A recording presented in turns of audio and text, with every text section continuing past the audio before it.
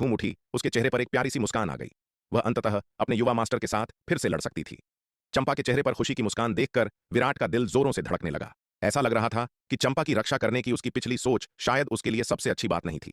वास्तव में यह एक बंधन हो सकता था। शायद उसे सबसे ज्यादा खुशी उसके साथ रहने, एक साथ तूफानों का सामना करने और उसके साथ कंधे से कंधा मिलाकर लड़ने में मिलती थी। असुरलोक। आकाश में 5 विशाल आकृतियां अकल्पनीय गति से उड़ रही थीं। उनकी दिशा मानव क्षेत्र मध्य महाद्वीप थी। ये 5 विशाल आकृतियां कोई और नहीं बल्कि असुर ग्रसिका, असुर रुद्र और अंधकार दानव वंश के 3 अन्य शीर्ष स्तरीय विशेषज्ञ थे। असुरलोक में अंधकार पर्वत के किनारे हुए युद्ध के बाद जब मानव सेना पीछे हटी तो वे सीधे मध्य महाद्वीप की ओर निकल पड़े। मूल रूप से उनकी योजना एक ही युद्ध में मानव सेना के अभिजात वर्ग को नष्ट करने की थी, लेकिन अप्रत्याशित रूप से मानव विशेषज्ञों ने उनके हमले का डटकर सामना किया और अंततः सफलतापूर्वक पीछे हटने में सफल रहे। मानव जाति की ताकत असुर भैरव द्वारा किए गए वर्णन से कहीं अधिक थी और उनके संसाधन जैसे कि जादुई खजाने उनकी उम्मीदों से कहीं अधिक थे। इसके अलावा मानव जाति ने एक महान स्थानिक स्थानांतरण व्यूह भी स्थापित किया था और उनकी वापसी इतनी तेज थी कि इससे पहले कि वे कुछ समझ पाते, मानव सेना पूरी तरह से पीछे हट चुकी थी। हालांकि असुर ग्रसिका और अन्य अंधकार दानव विशेषज्ञ मानव जाति की इस तेज वापसी से थोड़ा हैरान जरूर थे, लेकिन वे विशेष रूप से चिंतित नहीं थे। मानव जाति चाहे कितना भी भाग ले, क्या वे धरती के छोर तक भाग सकते हैं? शक्ति सिंधु महाद्वीप बस इतना ही बड़ा है। मानव जाति कुछ समय के लिए भाग सकती है, लेकिन हमेशा के लिए नहीं। शक्ति सिंधु महाद्वीप का क्षेत्र बहुत विशाल है, लेकिन यह केवल साधारण योद्धाओं के लिए लागू होता है। दिव्य विकास लोक के शीर्ष पर बैठे उनके जैसे शक्तिशाली विशेषज्ञों के लिए पूरे पश्चिमी महाद्वीप को पार करने के लिए 1 वर्ष का समय पर्याप्त है। यहां तक कि अगर वे पूरे शक्ति सिंधु महाद्वीप को पार करते हैं तो भी इसमें अधिक से अधिक 4 या 5 साल लगेंगे। आगे मानव जाति का क्षेत्र मध्य महाद्वीप होना चाहिए। असुर ग्रसिका ने दूर क्षितिज की ओर देखते हुए कहा, हमारी गति से हमें अगले 4-5 दिनों में मध्य महाद्वीप पहुंच जाना चाहिए। हे उस समय मानव जाति ने जान की बाजी लगाकर लड़ाई लड़ी थी, लेकिन अंततः वे हमें मध्य महाद्वीप पर कदम रखने से नहीं रोक पाए। जो लक्ष्य हम उस समय हासिल नहीं कर सके, वह आज हम पांचों ने अंततः हासिल कर लिया है। असुर रुद्र ने मुस्कुराते हुए कहा। हालांकि भले ही मानव जाति की ताकत उस समय की तुलना में बहुत कमजोर हो गई है, लेकिन उनकी लड़ने की भावना नहीं बदली है। वे अभी भी वैसे ही निडर हैं। असुर मारक ने आह भरते हुए कहा। अंधकार पर्वत के किनारे हुए युद्ध में मानव योद्धाओं द्वारा दिखाए गए उन्माद ने अभी भी उन्हें झकझोर कर रख दिया था। लगभग 1 करोड़ साल बीत जाने के बाद भी मानवता की यह अदम्य भावना कायम थी। यहां तक कि जब वे हार रहे होते थे तब भी वे आत्मविनाश कर लेते थे और अपने दुश्मनों के साथ ही खत्म हो जाते थे। उस महान युद्ध में एक के बाद एक मानव योद्धाओं के बलिदान के कारण ही उन्होंने अंधकार दानव वंश के सेनापति को गंभीर रूप से घायल कर दिया था, जिसने अंततः मानवता को अंधकार दानव वंश के पारलौकिक क्षेत्र के विशेषज्ञ को सील करने का अवसर दिया। अन्यथा केवल अपनी ताकत के बल पर मानवता अंधकार दानवों द्वारा पूरी तरह से पराजित हो गई होती। अंधकार दानवों के पास अविश्वसनीय रूप से मजबूत शारीरिक रक्षा थी, जो इस मामले में लगभग एक अजेय लाभ था। उस महान युद्ध के शुरुआती चरणों में मानव योद्धा अंधकार दानव वंश के पारलौकिक क्षेत्र के विशेषज्ञ को नुकसान भी नहीं पहुंचा सके थे। साधारण हमले अंधकार दानव की शारीरिक रक्षा को भेद ही नहीं सकते थे। चाहे तुम कितने भी निडर क्यों न हो, पूर्ण शक्ति के सामने सब व्यर्थ है। असुर ग्रसिका ने ठंडे स्वर में कहा। इस बार मानव जाति का विनाश निश्चित है। शक्ति सिंधु महाद्वीप अंततः हमारे अंधकार दानव वंश का होगा। अंधकार पर्वत के युद्ध में हालांकि मानव जाति ने अविश्वसनीय रूप से कड़ा प्रतिरोध दिखाया था और रक्त देवता मंदिर की मदद से उनके हमलों को अस्थायी रूप से रोक दिया था, लेकिन उन्हें भारी नुकसान उठाना पड़ा था। उसे विश्वास नहीं था कि मानव जाति में दूसरा ऐसा प्रतिरोध शुरू करने की क्षमता है। हालांकि उस युद्ध में मानव दिग्गजों के आत्मविनाश से उनमें से कई गंभीर रूप से घायल भी हुए थे, लेकिन मानव जाति द्वारा उठाए गए भारी नुकसान की तुलना में उनकी चोटें मामूली थीं। उस युद्ध के बाद मानव जाति गंभीर रूप से कमजोर हो गई थी। असुर ग्रसिका के दृष्टिकोण से मानव जाति अब चॉपिंग बोर्ड पर रखी मछली की तरह थी, जो उनकी दया पर कटने के लिए अभिशप्त थी। हाँ, बिल्कुल। मानव जाति जैसी नीच जाति हमारे महान अंधकार दानव वंश का भोजन बनने के लिए ही बनी है। असुर ग्रसिका की बातें सुनकर असुर रुद्र तुरंत जोर से हंसा, लेकिन जैसे ही उसने अपनी बात खत्म की, उसके चेहरे के भाव अचानक बदल गए। धिक्कार है, ऐसा लगता है कि हम पर घात लगाकर हमला किया गया है। असुर मारक ने अपना रंग उड़ते हुए कहा। उसी क्षण उन्हें अचानक ऐसा महसूस हुआ जैसे वे किसी अदृश्य जाल में फंस गए हों। उनकी हरकतें सुस्त हो गईं, जैसे वे कीचड़ में फंस गए हों। उनकी गतिविधियां धीमी और बोझिल हो गईं। उनकी वर्तमान स्थिति मकड़ी के जाले में फंसे कीड़ों जैसी थी। सावधान! असुर ग्रसिका ने चेतावनी दी। उसके चेहरे के भाव भी बुरी तरह बदल गए। उसी क्षण उसने अपने दिल में एक अतुलनीय रूप से घातक संकट उठता हुआ महसूस किया, लेकिन जैसे ही उसने बात की, उनके चारों ओर अचानक एक कान फोड़ देने वाला विस्फोट हुआ। विस्फोट की भयानक शक्ति ने तुरंत सैकड़ों अरब मील के दायरे में अंतरिक्ष को नष्ट कर दिया। विस्फोट के भयानक झटके सुनामी की तरह सभी दिशाओं में फैल गए। इस आकाश से दूर विराट, सूर्यवीर, मीरा, चंपा, नन्ही चिड़िया, माया, महारानी रेणुका, एल्डर विदुषी, उपाध्यक्ष दिवाकर, एल्डर दुष्यंत, एल्डर रोहन, शिखर शर्मा, शिखा शर्मा और अन्य शक्तिशाली मानवों का एक समूह छिपने वाले ताबीज का उपयोग करके दूर से शांतिपूर्वक स्थिति का निरीक्षण कर रहा था। उन्होंने स्वाभाविक रूप से पहले ही 5 शीर्ष स्तरीय दिव्य विकास लोक के अंधकार दानव विशेषज्ञों के आगमन को देख लिया था। हालांकि विराट की योजना के अनुसार स्थिति का निरीक्षण करने के लिए सभी लोग फिलहाल शांत रहे। हालांकि उन्हें विराट की विशिष्ट योजना के बारे में नहीं पता था, लेकिन उन्हें उस पर पूरा भरोसा था। दानव वंश के खिलाफ यह अभियान पूरी तरह से विराट द्वारा निर्देशित और संचालित था, और हर किसी को स्वाभाविक रूप से उसके आदेशों का पालन करना था। मूल रूप से जब उन्होंने 5 शीर्ष स्तरीय दिव्य विकास लोक के अंधकार दानव विशेषज्ञों को अपनी ओर उड़ते हुए देखा, तो सभी का मूड पहले से ही तनावपूर्ण हो गया था, और वे सभी आगामी पृथ्वी हिला देने वाले युद्ध की तैयारी कर रहे थे।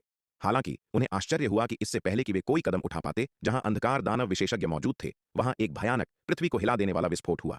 यह इस विस्फोट की शक्ति वास्तव में भयानक है।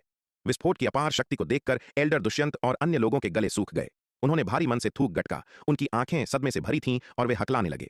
हालांकि Elder Dushyant, Elder Rohan, elder Giriraj और अन्य सभी अंतिम चरण के दिव्य विकास लोक के विशेषज्ञ थे, लेकिन उन्हें यकीन था कि अगर वे उस भयानक विस्फोट में फंस गए होते तो वे तुरंत नष्ट हो जाते और बचने का कोई मौका नहीं होता।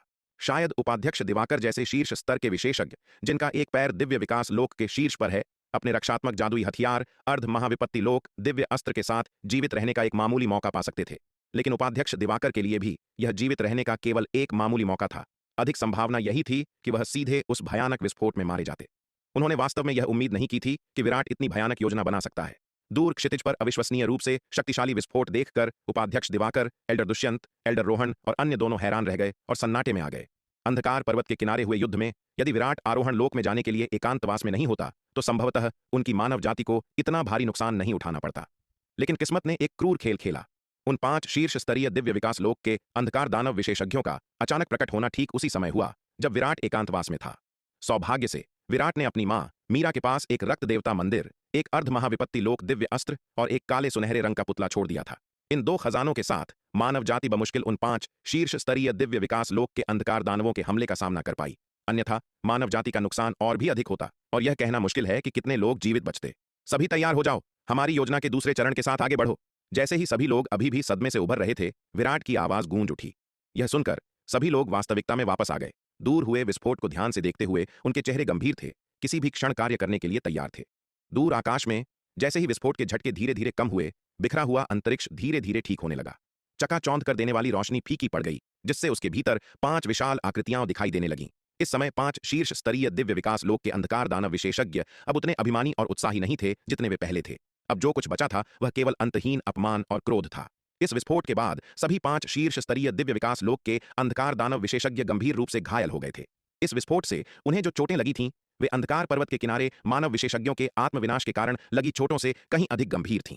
इस बार उनकी चोटों की गंभीरता ने उनके लगभग 1 करोड़ वर्षों के आराम को लगभग पूरी तरह से व्यर्थ कर दिया। 5 शीर्ष स्तरीय दिव्य विकास लोक के अंधकार दानव विशेषज्ञ अब घावों से ढके हुए थे। उनके विशाल शरीरों में बड़े बड़े छेद हो गए थे, कुछ तो उनके आर पार हो गए थे। इन छेदों के अलावा उनके शरीर पर भयानक आड़े तिरछे घाव भी थे। इन घावों से फव्वारे की तरह काला खून बह रहा था, जो उनकी चोटों की भयानकता को दर्शा रहा था। दूर आकाश में विस्फोट के झटके शांत होने के बाद सामने आए 5 शीर्ष स्तरीय दिव्य विकास लोक के अंधकार दानव विशेषज्ञों को देखकर यह विराट की आंखों में आश्चर्य की एक झलक साफ दिखाई दे रही थी। हालांकि उसे पता था कि केवल विस्फोट की शक्ति से इन 5 शीर्ष स्तरीय दिव्य विकास लोक के अंधकार दानव विशेषज्ञों को नष्ट करने की उम्मीद करना अवास्तविक है। हालांकि यह तथ्य कि इतने भयानक विस्फोट के बावजूद ये 5 शीर्ष स्तरीय दिव्य विकास लोक के अंधकार दानव विशेषज्ञ इतने ऊर्जावान बने रहे, विराट की उम्मीदों से थोड़ा परे था। यह ध्यान दिया जाना चाहिए कि इस अविश्वसनीय रूप से भयानक हत्या व्यूह को स्थापित करने में उसने जो संसाधन खर्च किए थे वे आश्चर्यजनक थे। इन अंधकार दानव विशेषज्ञों पर सफलतापूर्वक घात लगाकर हमला करने के लिए विराट ने पहले से ही बहुत बड़ी तैयारी की थी। उसने शक्तिशाली वायु विस्फोटक ताबीज को परिष्कृत करने के लिए विभिन्न अत्यंत कीमती सामग्रियों का उपयोग किया। केवल व्यूह के लिए सामग्री को परिष्कृत करने में ही उसे लगभग 10 लाख जन्मजात आध्यात्मिक पत्थर खर्च करने पड़े। 10 लाख जन्मजात 9वीं श्रेणी के आध्यात्मिक पत्थरों में परिवर्तित 100 खरब के बराबर है। धन की इतनी खगोलीय राशि से लगभग एक अच्छा महाविपत्ति लोक दिव्य अस्त्र खरीदा जा सकता था। इन 5 शीर्ष स्तरीय दिव्य विकास लोक के अंधकार दानव विशेषज्ञों के सटीक उड़ान पथ का पता लगाने और उनकी गतिविधियों को समझने के लिए विराट ने उनकी यात्रा का निरीक्षण करने के लिए अक्सर पश्चिमी महाद्वीप की यात्रा की थी। हरित की मदद से उनकी हरकतों को छिपाने के कारण विराट के कार्यों पर 5 शीर्ष स्तरीय दिव्य विकास लोक के अंधकार दानव विशेषज्ञों का ध्यान नहीं गया। इन 5 विशेषज्ञों को इस बात का भी अंदाजा नहीं था कि विराट द्वारा उनके ठिकाने पर लगातार नजर रखी जा रही है। उनके स्थान का पता लगाने और उनके उड़ान पथ का अनुमान लगाने के बाद विराट ने उनके यात्रा की दिशा में पहले से ही यह अविश्वसनीय रूप से शक्तिशाली हत्या व्यूह स्थापित कर दिया था। वर्तमान प्रगति भी विराट की उम्मीदों के भीतर ही थी। हमला करो। विस्फोट के झटके शांत होने ही वाले थे कि विराट ने आदेश दिया। विराट के आदेश पर किसी ने भी देरी करने की हिम्मत नहीं की और तुरंत बड़ी संख्या में दिव्य विकास लोक के अंधकार दानव वंश के पुतलों में हेरफेर किया और 5 शीर्ष स्तरीय दिव्य विकास लोक के अंधकार दानव विशेषज्ञों की ओर दौड़ पड़े। हाल के वर्षों में अपनी साधना के अलावा विराट ने अपना अधिकांश समय इन अंधकार दानव वंश के पुतलों को बनाने में बिताया था। वर्षों के संचय के बाद विराट ने 200 से अधिक मध्य चरण के दिव्य विकास लोक के अंधकार दानव पुतले और 500 से अधिक प्रारंभिक चरण के दिव्य विकास लोक के अंधकार दानव पुतले बनाए थे। स्वाभाविक रूप से विराट अकेले इतने सारे दिव्य विकास लोक के अंधकार दानव पुतलों को नियंत्रित नहीं कर सकता था। उसने मानव जाति के दिव्य विकास लोक के विशेषज्ञों के बीच इन पुतलों को वितरित कर दिया, जिससे प्रत्येक व्यक्ति एक हिस्से को नियंत्रित कर सके। विराट की योजना के अनुसार पहला कदम एक शक्तिशाली हत्या व्यूह का उपयोग करके 5 शीर्ष स्तरीय दिव्य विकास लोक के अंधकार दानव विशेषज्ञों को गंभीर रूप से घायल करना था। दूसरा कदम उन 5 शीर्ष स्तरीय दिव्य विकास लोक के अंधकार दानव विशेषज्ञों को और कमजोर करने के लिए असंख्य प्रारंभिक और मध्य चरण के दिव्य विकास लोक के अंधकार दानव पुतलों का उपयोग करना था। वर्तमान स्थिति को देखते हुए पहला कदम सफलतापूर्वक पूरा हो गया था और अब दूसरे कदम के साथ आगे बढ़ने का समय आ गया था। 5 शीर्ष स्तरीय दिव्य विकास लोक के अंधकार दानव विशेषज्ञ अभी तक उस भयानक विस्फोट से पूरी तरह उबरे नहीं थे कि उन्होंने कई अंधकार दानव पुतलों को अपनी ओर आते देखा। इस दृश्य को देखकर ये शीर्ष स्तरीय अंधकार दानव विशेषज्ञ असीम क्रोध से भर गए। इन धूर्त इंसानों ने न केवल उन पर घात लगाकर हमला किया था, बल्कि उनके महान और शक्तिशाली अंधकार दानव वंश को पुतलों में बदल दिया था और इन पुतलों का उपयोग उनकी अपनी ही जाति के खिलाफ कर रहे थे। यह उनके महान और श्रेष्ठ अंधकार दानव वंश का असहनीय अपमान और उकसावा था। हालांकि अपने अत्यधिक क्रोध के बावजूद इन 5 शीर्ष स्तरीय अंधकार दानव विशेषज्ञों के पास तब वापस लड़ने के अलावा कोई विकल्प नहीं था जब अंधकार दानव पुतले उनकी ओर दौड़े। आखिरकार ये अंधकार दानव पुतले अब उनके अपने प्रकार के नहीं थे, बल्कि इंसानों द्वारा उनसे लड़ने के लिए उपकरणों में बदल दिए गए थे। हालांकि ये अंधकार दानव पुतले प्रारंभिक और मध्य चरण के दिव्य विकास लोक के अंधकार दानवों की लाशों से बनाए गए थे, फिर भी उनकी ताकत शीर्ष स्तरीय दिव्य विकास लोक के अंधकार दानवों की तुलना में काफी कम थी। हालांकि वे पहले ही भयानक हत्या व्यूह से गंभीर रूप से घायल हो चुके थे और इन प्रारंभिक और मध्य चरण के दिव्य विकास लोक के अंधकार दानव पुतलों की भारी संख्या एक महत्वपूर्ण खतरा पैदा कर रही थी। उनकी अजेय शारीरिक रक्षा पिछले भयानक विस्फोट में टूट चुकी थी, जिससे वे रक्षा टूटने से पहले की तुलना में आगे के हमलों के प्रति कहीं अधिक असुरक्षित हो गए थे। भीड़ द्वारा नियंत्रित दिव्य विकास लोक के अंधकार दानव वंश के पुतलों के समूह से घिरे 5 शीर्ष स्तरीय दिव्य विकास लोक के अंधकार दानव विशेषज्ञों को देखकर विराट ने एक बार फिर आदेश दिया, जनरल जयपाल, आपका अधीनस्थ यहां है। विराट की पुकार सुनकर जनरल जयपाल तुरंत आगे बढ़ा, अपने हाथ जोड़े, सिर झुकाया और जवाब दिया, यांत्रिक सेना के सैनिकों को तैयार होने के लिए कहो। विराट ने ठंडे स्वर में आदेश दिया। जी युवा मास्टर, जनरल जयपाल ने स्थिर और जोरदार आवाज में जवाब दिया। बोलते ही उसने अपना संचार टोकन निकाला और यांत्रिक सेना के सैनिकों को आदेश दिया, सभी सैनिक मेरे आदेश को सुनो, अभियान शुरू करो। जी जनरल। आदेश मिलने के बाद यांत्रिक सेना के सैनिकों ने एक एक करके जवाब दिया। जनरल जयपाल के आदेश मिलते ही आसपास के आसमान में परछाइयों से विशाल बादल नावें उभर आईं। ये बादल नावें आसपास के आसमान में मंडरा रही थीं और 5 शीर्ष स्तरीय दिव्य विकास लोक के अंधकार दानव विशेषज्ञों को केंद्र में घेरे हुए थीं। प्रत्येक विशाल बादल नाव विशाल युद्ध मशीनों से सुसज्जित थी। उनकी ठंडी धात्विक चमक एक भयानक और जानलेवा आभा फैला रही थी, जो इसे देखने वाले किसी भी व्यक्ति की रीढ़ में सिहरन पैदा कर देती थी। ये युद्ध मशीनें 6 या 700 थीं, जिनमें से 200 से अधिक उच्चतम जन्मजात स्तर की थीं। इन 600-700 बादल नावों ने 5 शीर्ष स्तरीय दिव्य विकास लोक के अंधकार दानव विशेषज्ञों को घेर लिया और युद्ध मशीनों की तोपें उन सभी की ओर तनी हुई थीं। हमला करो। यांत्रिक सेना के सैनिकों को तैयार देखकर विराट ने तुरंत आदेश दिया। विराट की योजना में यह तीसरा कदम था। सबसे पहले 5 शीर्ष स्तरीय दिव्य विकास लोक के अंधकार दानव विशेषज्ञों को रोकने के लिए असंख्य दिव्य विकास लोक के अंधकार दानव पुतलों का उपयोग करो। फिर उन पर लगातार बमबारी करने के लिए बड़ी संख्या में बख्तरबंद युद्ध संरचनाओं का उपयोग करो। विराट के आदेश पर 600-700 बादल नावों पर लगी युद्ध मशीनें एक साथ सक्रिय हो गईं और 5 शीर्ष स्तरीय दिव्य विकास लोक के अंधकार दानव विशेषज्ञों की ओर गोले दागने लगीं। इन युद्ध मशीनों से 6 या 700 विशाल प्रकाश किरणें निकलीं, जो 5 शीर्ष स्तरीय दिव्य विकास लोक के अंधकार दानव विशेषज्ञों पर केंद्रित थीं। इन 5 शीर्ष स्तरीय दिव्य विकास लोक के अंधकार दानव विशेषज्ञों के खिलाफ यह अभियान उस बल से कहीं अधिक शक्तिशाली था, जिसे विराट ने रक्त पिशाच संप्रदाय के अड्डे पर हमला करते समय जुटाया था। रक्त पिशाच संप्रदाय के अड्डे पर हमले में इस्तेमाल किए गए दिव्य विकास लोक के अंधकार दानव पुतलों की संख्या और तैनात युद्ध मशीनों की संख्या दोनों ही कहीं अधिक थीं। उन विशाल प्रकाश किरणों को अपनी ओर आते देखकर असुर ग्रसिका, असुर रुद्र और अन्य शीर्ष स्तरीय दिव्य विकास लोक के अंधकार दानव विशेषज्ञ दहशत से भर गए। इन भयानक हमलों से उन सभी ने इस समय एक दुर्गम घातक खतरे को महसूस किया। असुर ग्रसिका और अन्य शक्तिशाली अंधकार दानव बेतहाशा संघर्ष करने लगे, भयानक हमलों से बचने की कोशिश कर रहे थे। दुर्भाग्य से वे कई मानव विशेषज्ञों द्वारा नियंत्रित अंधकार दानव पुतलों से कसकर बंधे हुए थे, जिससे एक युद्ध व्यूह बन गया था जिसने उन्हें भागने का कोई मौका नहीं दिया। वे केवल बेबस होकर प्रकाश की किरणों को खुद पर बरसते हुए देख सकते थे। यही कारण था कि विराट ने 5 शीर्ष स्तरीय दिव्य विकास लोक के अंधकार दानवों को उलझाने के लिए सभी को पहले अंधकार दानव पुतलों को नियंत्रित करने के लिए कहा था। केवल उन्हें घेर कर ही यांत्रिक सेना के बख्तरबंद सैनिक संभवतः प्रभावी हो सकते थे। अन्यथा हथियारों के लिए शीर्ष स्तरीय दिव्य विकास लोक के विशेषज्ञों को मारना बेहद मुश्किल होता। शीर्ष स्तरीय दिव्य विकास लोक के विशेषज्ञ अविश्वसनीय रूप से तेज होते हैं और अगर चीजें गलत होती हैं तो वे तुरंत भाग जाएंगे। लेकिन इस समय ये 5 शीर्ष स्तरीय दिव्य विकास लोक के अंधकार दानव पुतलों द्वारा बनाए गए युद्ध व्यूह के केंद्र में फंसे हुए थे, भागने में असमर्थ थे और सभी हथियारों से पूरी तरह से प्रभावित थे। बूम बूम बूम, सैकड़ों विशाल प्रकाश किरणें 5 शीर्ष स्तरीय दिव्य विकास लोक के अंधकार दानव विशेषज्ञों से टकराईं, जिससे एक कान फोड़ देने वाली गर्जना हुई। चकाचौंध कर देने वाली रोशनी ने सभी को अंधा कर दिया। भयानक हमले के कारण आकाश का एक हिस्सा ढह गया और एक बार फिर नष्ट हो गया। भयानक अवशिष्ट ऊर्जा ने 5 शीर्ष स्तरीय दिव्य विकास लोक के विशेषज्ञों के आसपास के कुछ अंधकार दानव पुतलों को भी चकनाचूर कर दिया। जैसे जैसे चकाचौंध कर देने वाली रोशनी धीरे धीरे कम हुई, 5 शीर्ष स्तरीय दिव्य विकास लोक के अंधकार दानव विशेषज्ञ और भी दयनीय स्थिति में थे। उनके शरीर झुलसने के निशानों और घावों से ढके हुए थे। फटा हुआ मांस बेतरतीब ढंग से लटक रहा था। वास्तव में एक दयनीय दृश्य था। उनमें से 2 शीर्ष स्तरीय दिव्य विकास लोक के अंधकार दानव विशेषज्ञ तुरंत मर गए। हमलों की इस लहर में मारे गए 2 अंधकार दानव विशेषज्ञ असुर रुद्र और असुर मारक थे। अंधकार पर्वत के किनारे हुए युद्ध में एल्डर जयवर्धन के आत्मविनाश से असुर रुद्र पहले से ही गंभीर रूप से घायल था और मीरा द्वारा छोड़े गए काले सुनहरे पुतले से असुर मारक भी गंभीर रूप से घायल हो गया था।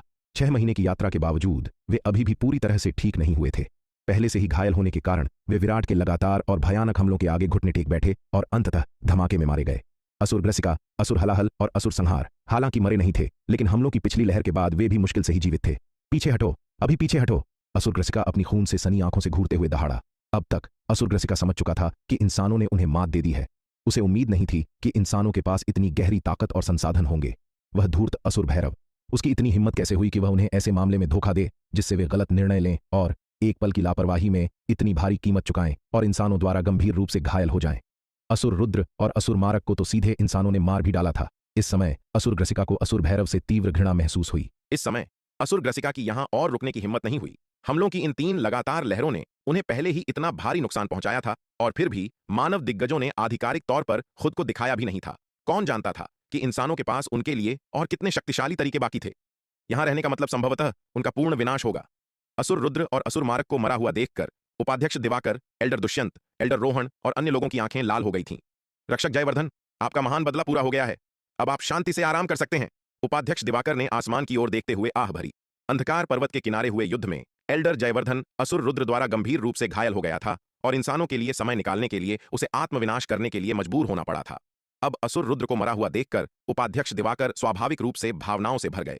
उन्होंने एल्डर जयवर्धन से बहुत उम्मीदें लगाई थीं और उसे अपने उत्तराधिकारी के रूप में तैयार करने का इरादा किया था। एल्डर जयवर्धन के साथ उनके रिश्ते को गुरु और मित्र दोनों के रूप में वर्णित किया जा सकता है। उन्होंने एल्डर जयवर्धन की साधना का मार्गदर्शन किया था और एल्डर जयवर्धन भी उसी तरह उन्हें एक गुरु के रूप में मानता था। हालांकि उनकी विचारधाराएं कभी-कभी अलग-अलग होती थीं। एल्डर जयवर्धन राक्षसों के खिलाफ अपनी लड़ाई में अधिक कट्टर था और कभी-कभी एल्डर जयवर्धन आत्मसमर्पण गुट के प्रति उनके रवैये से असंतुष्ट होता था। उसका मानना था कि उन्हें उनके सामने इतना कमजोर नहीं दिखना चाहिए।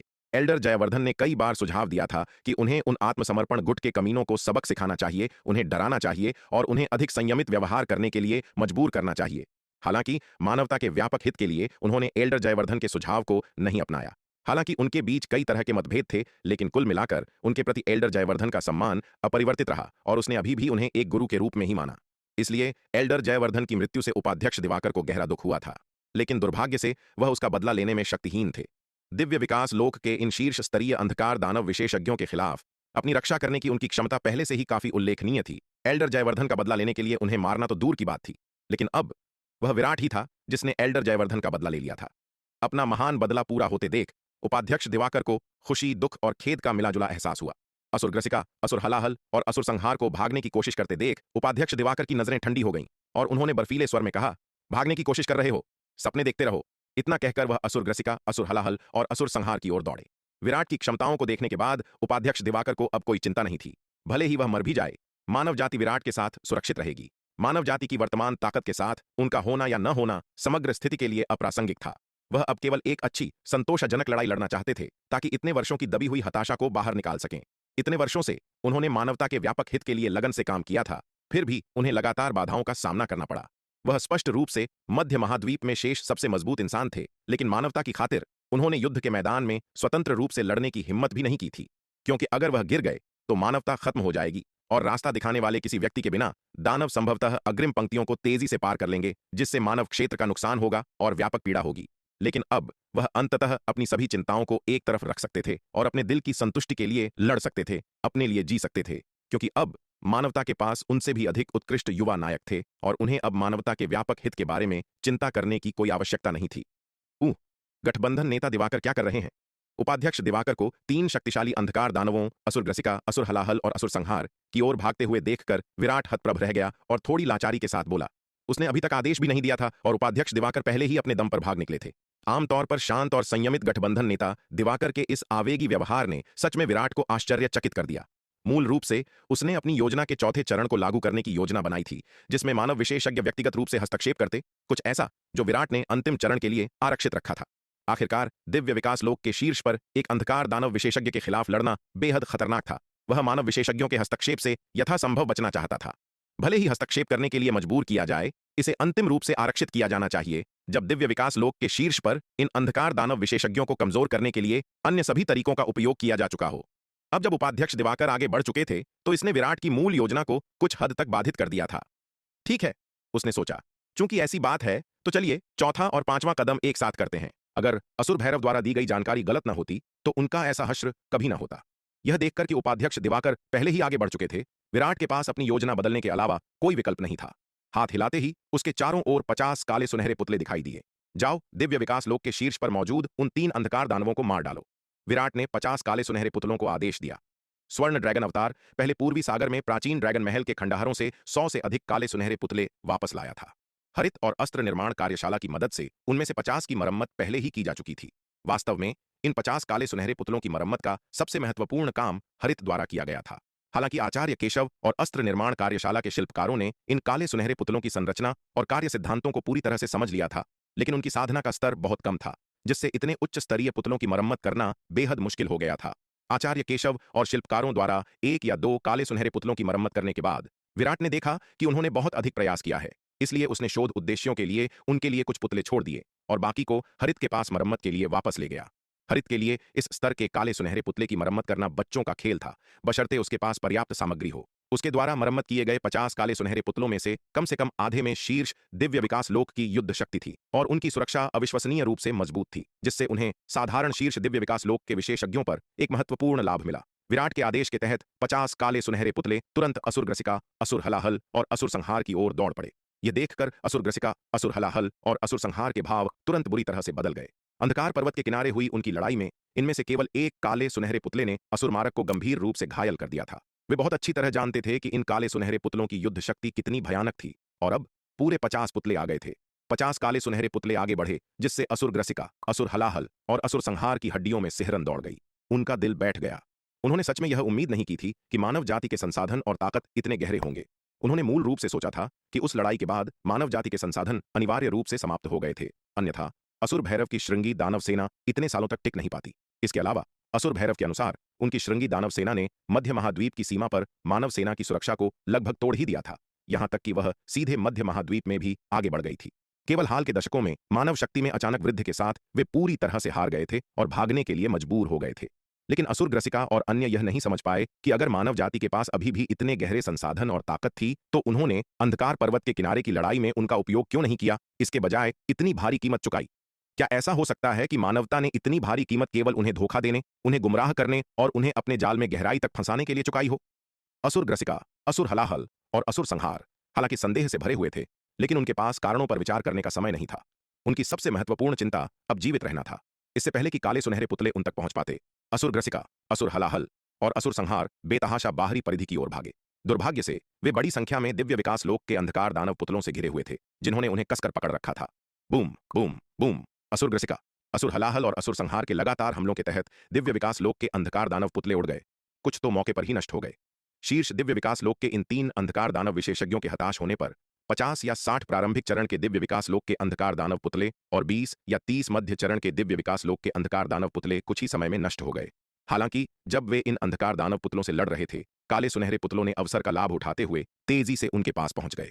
उपाध्यक्ष दिवाकर भी इसी समय उनके पास पहुंच गए। जिस समय विराट ने 50 काले सुनहरे पुतले छोड़े, उसी समय elder Dushyant, Suryaveer, elder Rohan, elder Giriraj, Shikhar Sharma, महारानी रेणुका, एल्डर योगिता, एल्डर विदुषी, चंपा, नन्ही चिड़िया, माया, महारानी श्वेता और अन्य मानव विशेषज्ञों का एक समूह भी शीर्ष दिव्य विकास लोक के 3 अंधकार दानव विशेषज्ञों की ओर दौड़ पड़ा। इतने सारे काले सुनहरे पुतलों और इतने सारे मानव विशेषज्ञों को हमला करते हुए देखकर असुर ग्रसिका, असुर हलाहल और असुर संहार निराशा की लहर से भर गए।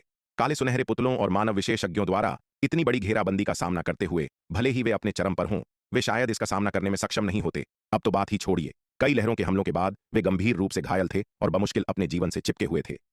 तुम महान असुर हलाहल को मारना चाहते हो? तुम सपने देख रहे हो? मरो! निराशा में असुर हलाहल की आंखों में एक भयंकर चमक आ गई। उसकी नजरें खून से लाल हो गईं, क्योंकि वह क्रूरता से दहाड़ रहा था। जैसे ही वह बोला, उसके शरीर से अचानक एक चकाचौंध करने वाली काली रोशनी निकली। अगले ही पल एक कान फोड़ देने वाले धमाके के साथ असुर हलाहल का शरीर फट गया। भयानक विस्फोटक बल सुनामी की तरह सभी दिशाओं में फैल गया। इस हताश स्थिति का सामना करते हुए इस शीर्ष स्तरीय दिव्य विकास लोक के अंधकार दानव ने वास्तव में आत्मविनाश का विकल्प चुना।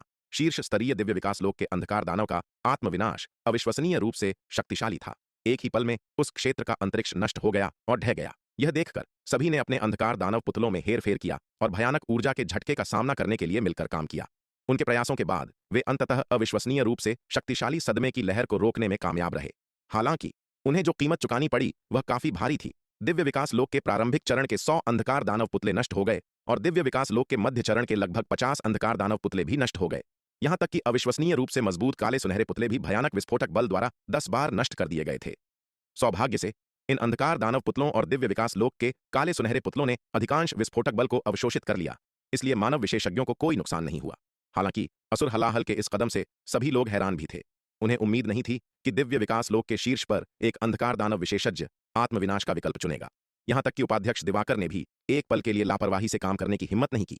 वह दिव्य विकास लोक के शीर्ष पर बैठे इन अंधकार दानव विशेषज्ञों के साथ एक अच्छी लड़ाई लड़ना चाहते थे, लेकिन वह उनके साथ नीचे नहीं घसीटे जाना चाहते थे। अगर जब मानव जाति नुकसान में थी तो वह दिव्य विकास लोक के शीर्ष पर बैठे एक अंधकार दानव विशेषज्ञ के लिए अपने जीवन का आदान प्रदान कर सकते थे तो उपाध्यक्ष दिवाकर स्वाभाविक रूप से बहुत इच्छुक होते।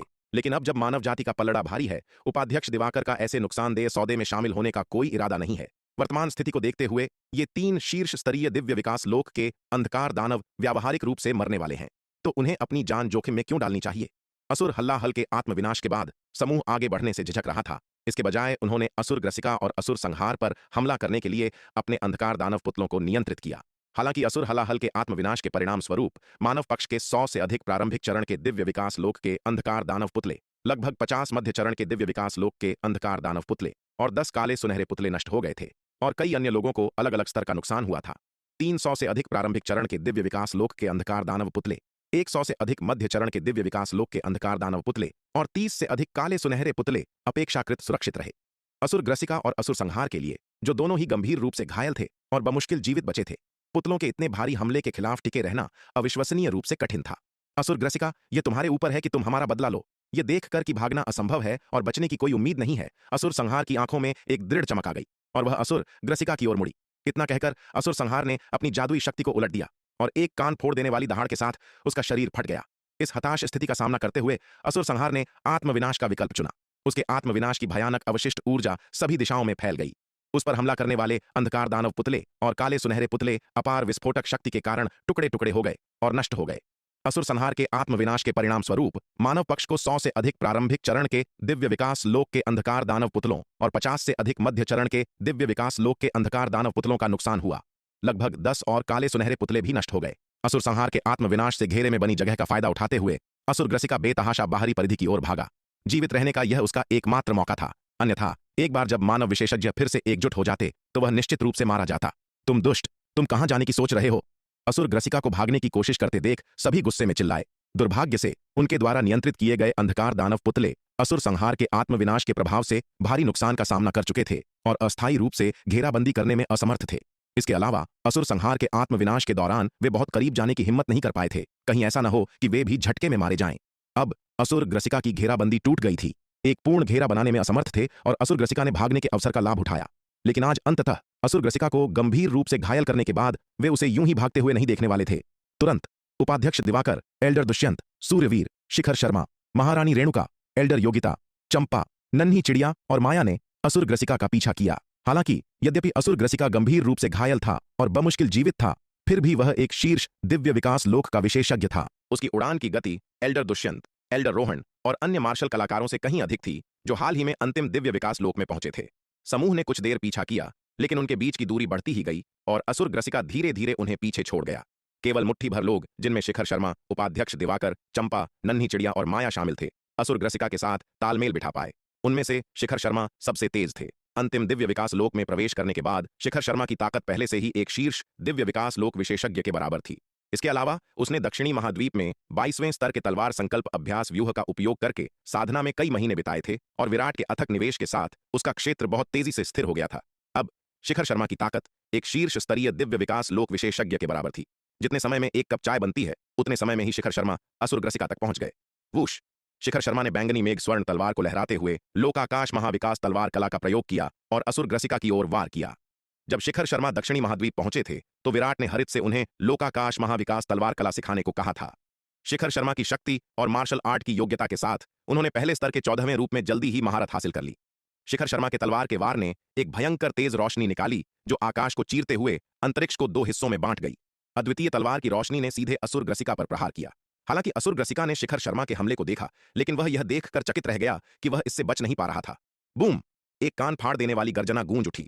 असुर ग्रसिका दसियों हजार मील दूर जा गिरा। उसके शरीर पर तलवार का एक भयानक घाव आ गया। बैंगनी मेघ स्वर्ण तलवार को लहराते हुए इस युवा को देखकर असुर ग्रसिका पूरी तरह से भयभीत था। यह कैसे हो सकता है? मानव जाति के बीच ऐसा भयानक शक्तिशाली विशेषज्ञ कैसे प्रकट हो सकता है? उसके सामने खड़ा यह युवक केवल दिव्य विकास लोक के अंतिम चरण में था, जो उससे एक स्तर नीचे था। लेकिन अभी उसके हमले से असुर ग्रसिका को एहसास हुआ कि युवक की ताकत किसी भी तरह से उसकी अपनी ताकत से कम नहीं थी। यहां तक कि अपने चरम पर भी वह इस युवक को हरा नहीं पाता। अंधकार दानव वंश की युद्ध शक्ति पूरे ब्रह्मांड में सबसे शक्तिशाली थी, अपने साथियों के बीच लगभग अजेय। कुछ ही जातियां उन्हें उसी स्तर पर हरा सकती थीं, तो विभिन्न क्षेत्रों में लड़ने की बात ही छोड़ दीजिए। केवल अंधकार दानव वंश ने ही अन्य जातियों के विशेषज्ञों को हराया था। किसी अन्य जाति के विशेषज्ञ ने उन्हें कभी नहीं हराया था। आज असुर ग्रसिका ने अपने से कमजोर विशेषज्ञ को कभी नहीं देखा था, फिर भी जिसकी ताकत उससे कम नहीं थी। इस समय असुर ग्रसिका सच में निराश था। अगर वह घायल नहीं होता तो उसके पास भागने का मौका हो सकता था, लेकिन इतनी गंभीर चोटों के साथ ऐसे भयानक रूप से शक्तिशाली प्रतिद्वंद्वी के सामने वह अपनी जान बचाकर कैसे भाग सकता था? आज उसकी मृत्यु निश्चित थी। अपनी दुर्दशा को भांपते हुए असुर ग्रसिका का अब भागने का कोई इरादा नहीं था, क्योंकि वह समझ गया था कि भागने का कोई भी प्रयास व्यर्थ होगा। शिखर शर्मा से तलवार का वार झेलने के बाद असुर ग्रसिका न केवल भागा नहीं, बल्कि वह पलटा और शिखर शर्मा की ओर झपटा। असुर ग्रसिका की हरकतों को देखकर शिखर शर्मा की नजर पैनी हो गई। उसे असुर ग्रसिका के इरादे बहुत अच्छी तरह से पता थे। वह असुर ग्रसिका को करीब से आत्मविनाश करने देने की मूर्खता नहीं करेगा। शिखर शर्मा बहुत दूर हट गया, फिर अपनी लंबी तलवार को घुमाया और असुर ग्रसिका पर फिर से वार किया। Swish swish swish! एक के बाद एक अविश्वसनीय रूप से तेज तलवार की रोशनी आकाश में आपस में गूंथ गई, जिससे एक जाल बन गया जिसने असुर ग्रसिका को घेर लिया। दर्जनों तलवारों के वार झेलने के बाद असुर ग्रसिका अंततः एक धड़ाम के साथ गिर पड़ा। उसका शरीर पीछे की ओर गिरा और वह मर गया। उसकी आंखें शिखर शर्मा को घूर रही थीं, अंतहीन नाराजगी से भरी हुई थीं। वह लगभग 1 करोड़ वर्षों तक सोया रहा था, इस उम्मीद में कि वह जागेगा और एक राजा के रूप में लौटेगा, जिससे शक्ति सिंधु महाद्वीप के अनगिनत प्राणी उसके चरणों में गिर पड़ेंगे। लेकिन अफसोस, उसकी इच्छा सुंदर थी, जबकि वास्तविकता क्रूर थी। जागने पर अपने गौरव के क्षण के बजाय एक मानव युवा ने उसकी बेरहमी से हत्या कर दी। असुर ग्रसिका को मारने के बाद शिखर शर्मा असुर ग्रसिका की लाश के पास पहुंचा, अपना हाथ हिलाया और शरीर को इकट्ठा कर लिया। एक शीर्ष दिव्य विकास लोक के विशेषज्ञ की लाश का बहुत मूल्य था।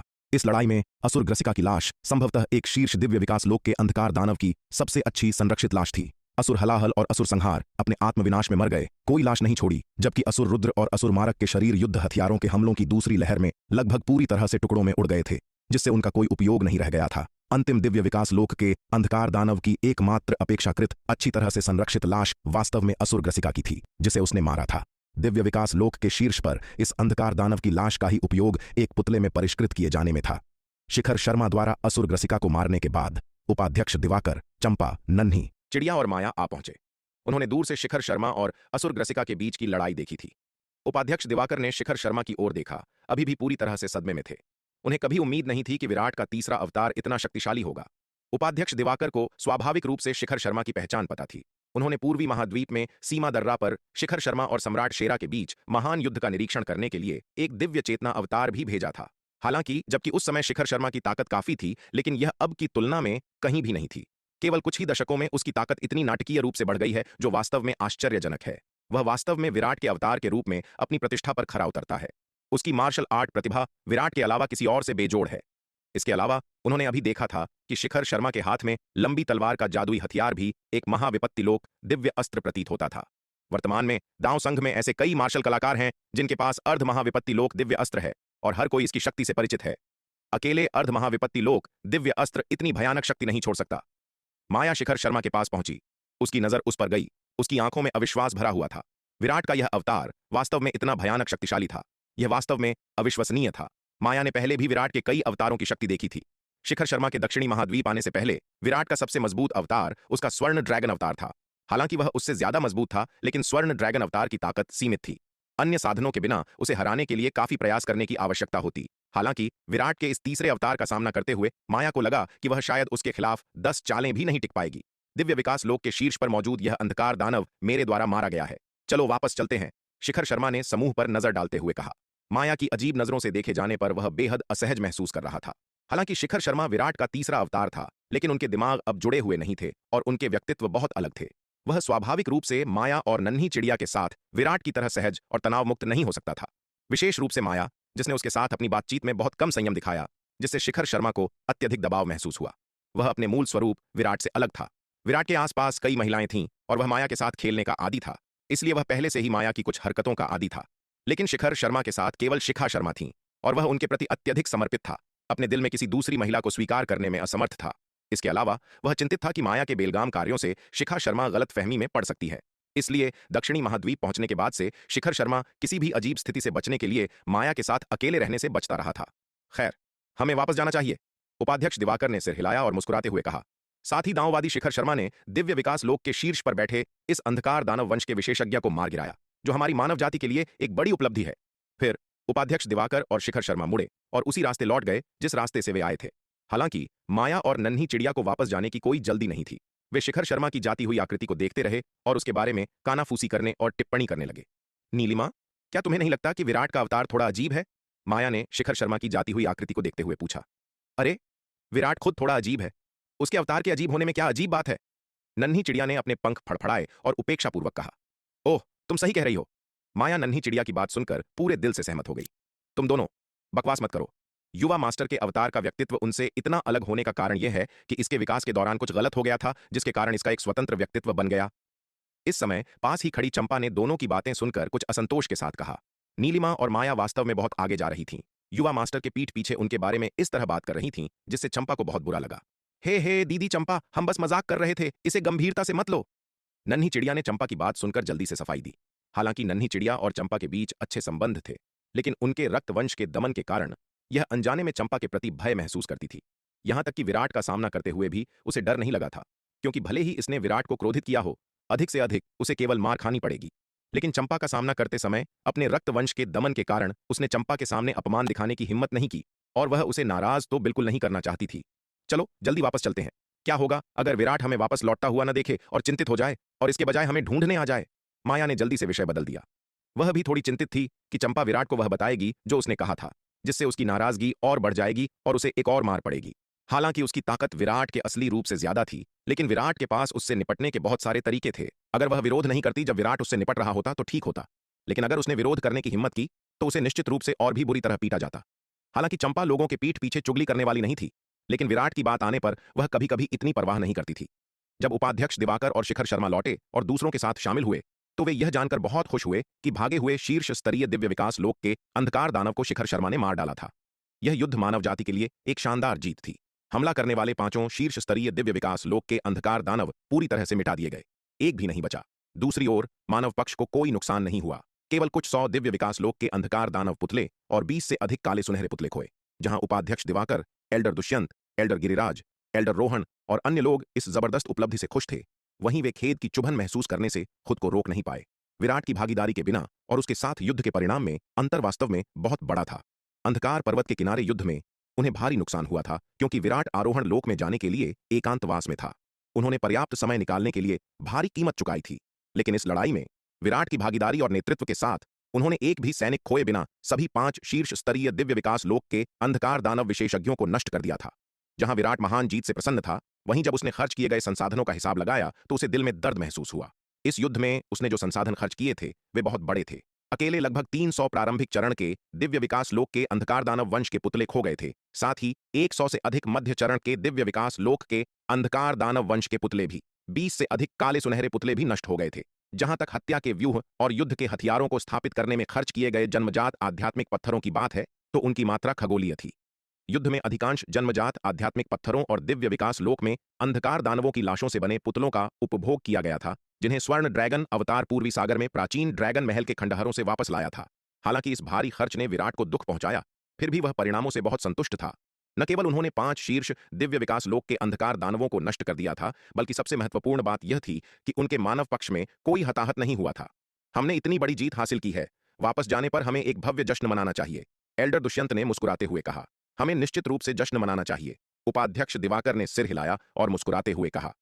तुम्हारे विचार से हमें यह विजय भोज कहां आयोजित करना चाहिए? दांव संघ मुख्यालय में या दक्षिणी महाद्वीप में? बेशक दक्षिणी महाद्वीप में। इसे दांव संघ मुख्यालय में आयोजित करने का क्या मतलब है? तुम बूढ़े दिवाकर बहुत गरीब हो, क्या तुम्हारे पास सच में दावत आयोजित करने के पैसे हैं? एल्डर दुष्यंत ने उसकी ओर देखा और कहा, हाँ हाँ, भाई दुष्यंत सही कह रहे हैं, मैं थोड़ा ढीठ था। एल्डर दुष्यंत की बात सुनकर उपाध्यक्ष दिवाकर दिल खोलकर हंसे। सूर्यवीर, तुम्हें इस विजय उत्सव भोज के लिए कुछ अच्छा लाना चाहिए, ज्यादा कंजूसी मत करना और खुद को बेवकूफ मत बनाना। एल्डर दुष्यंत ने सूर्यवीर की ओर मुड़कर कहा। एल्डर दुष्यंत के शब्दों को सुनकर सूर्यवीर तुरंत स्तब्ध रह गए। धिक्कार है, बातचीत उनकी तरफ कैसे मुड़ गई? आप लोग ही विजय उत्सव भोज की योजना बना रहे हैं, इससे मेरा क्या लेना देना है? भोज का सुझाव मैंने नहीं दिया था। इसके अलावा मेरे पास क्या अच्छी चीजें हैं? मेरे सभी साधना संसाधन मेरे बेटे विराट द्वारा आपूर्ति किए जाते हैं। जहां तक संपत्ति का सवाल है, मैं उपाध्यक्ष दिवाकर और एल्डर दुष्यंत से बहुत बेहतर स्थिति में नहीं हूं। बिल्कुल सूर्यवीर, हमारी मानव जाति के लिए इतनी बड़ी जीत हासिल करना दुर्लभ है। आप इस उत्सव भोज में बहुत कंजूस नहीं हो सकते हैं। आपको सभी का मनोरंजन करने के लिए कुछ अच्छी चीजें लानी होंगी, उपाध्यक्ष दिवाकर ने भी साथ देते हुए कहा।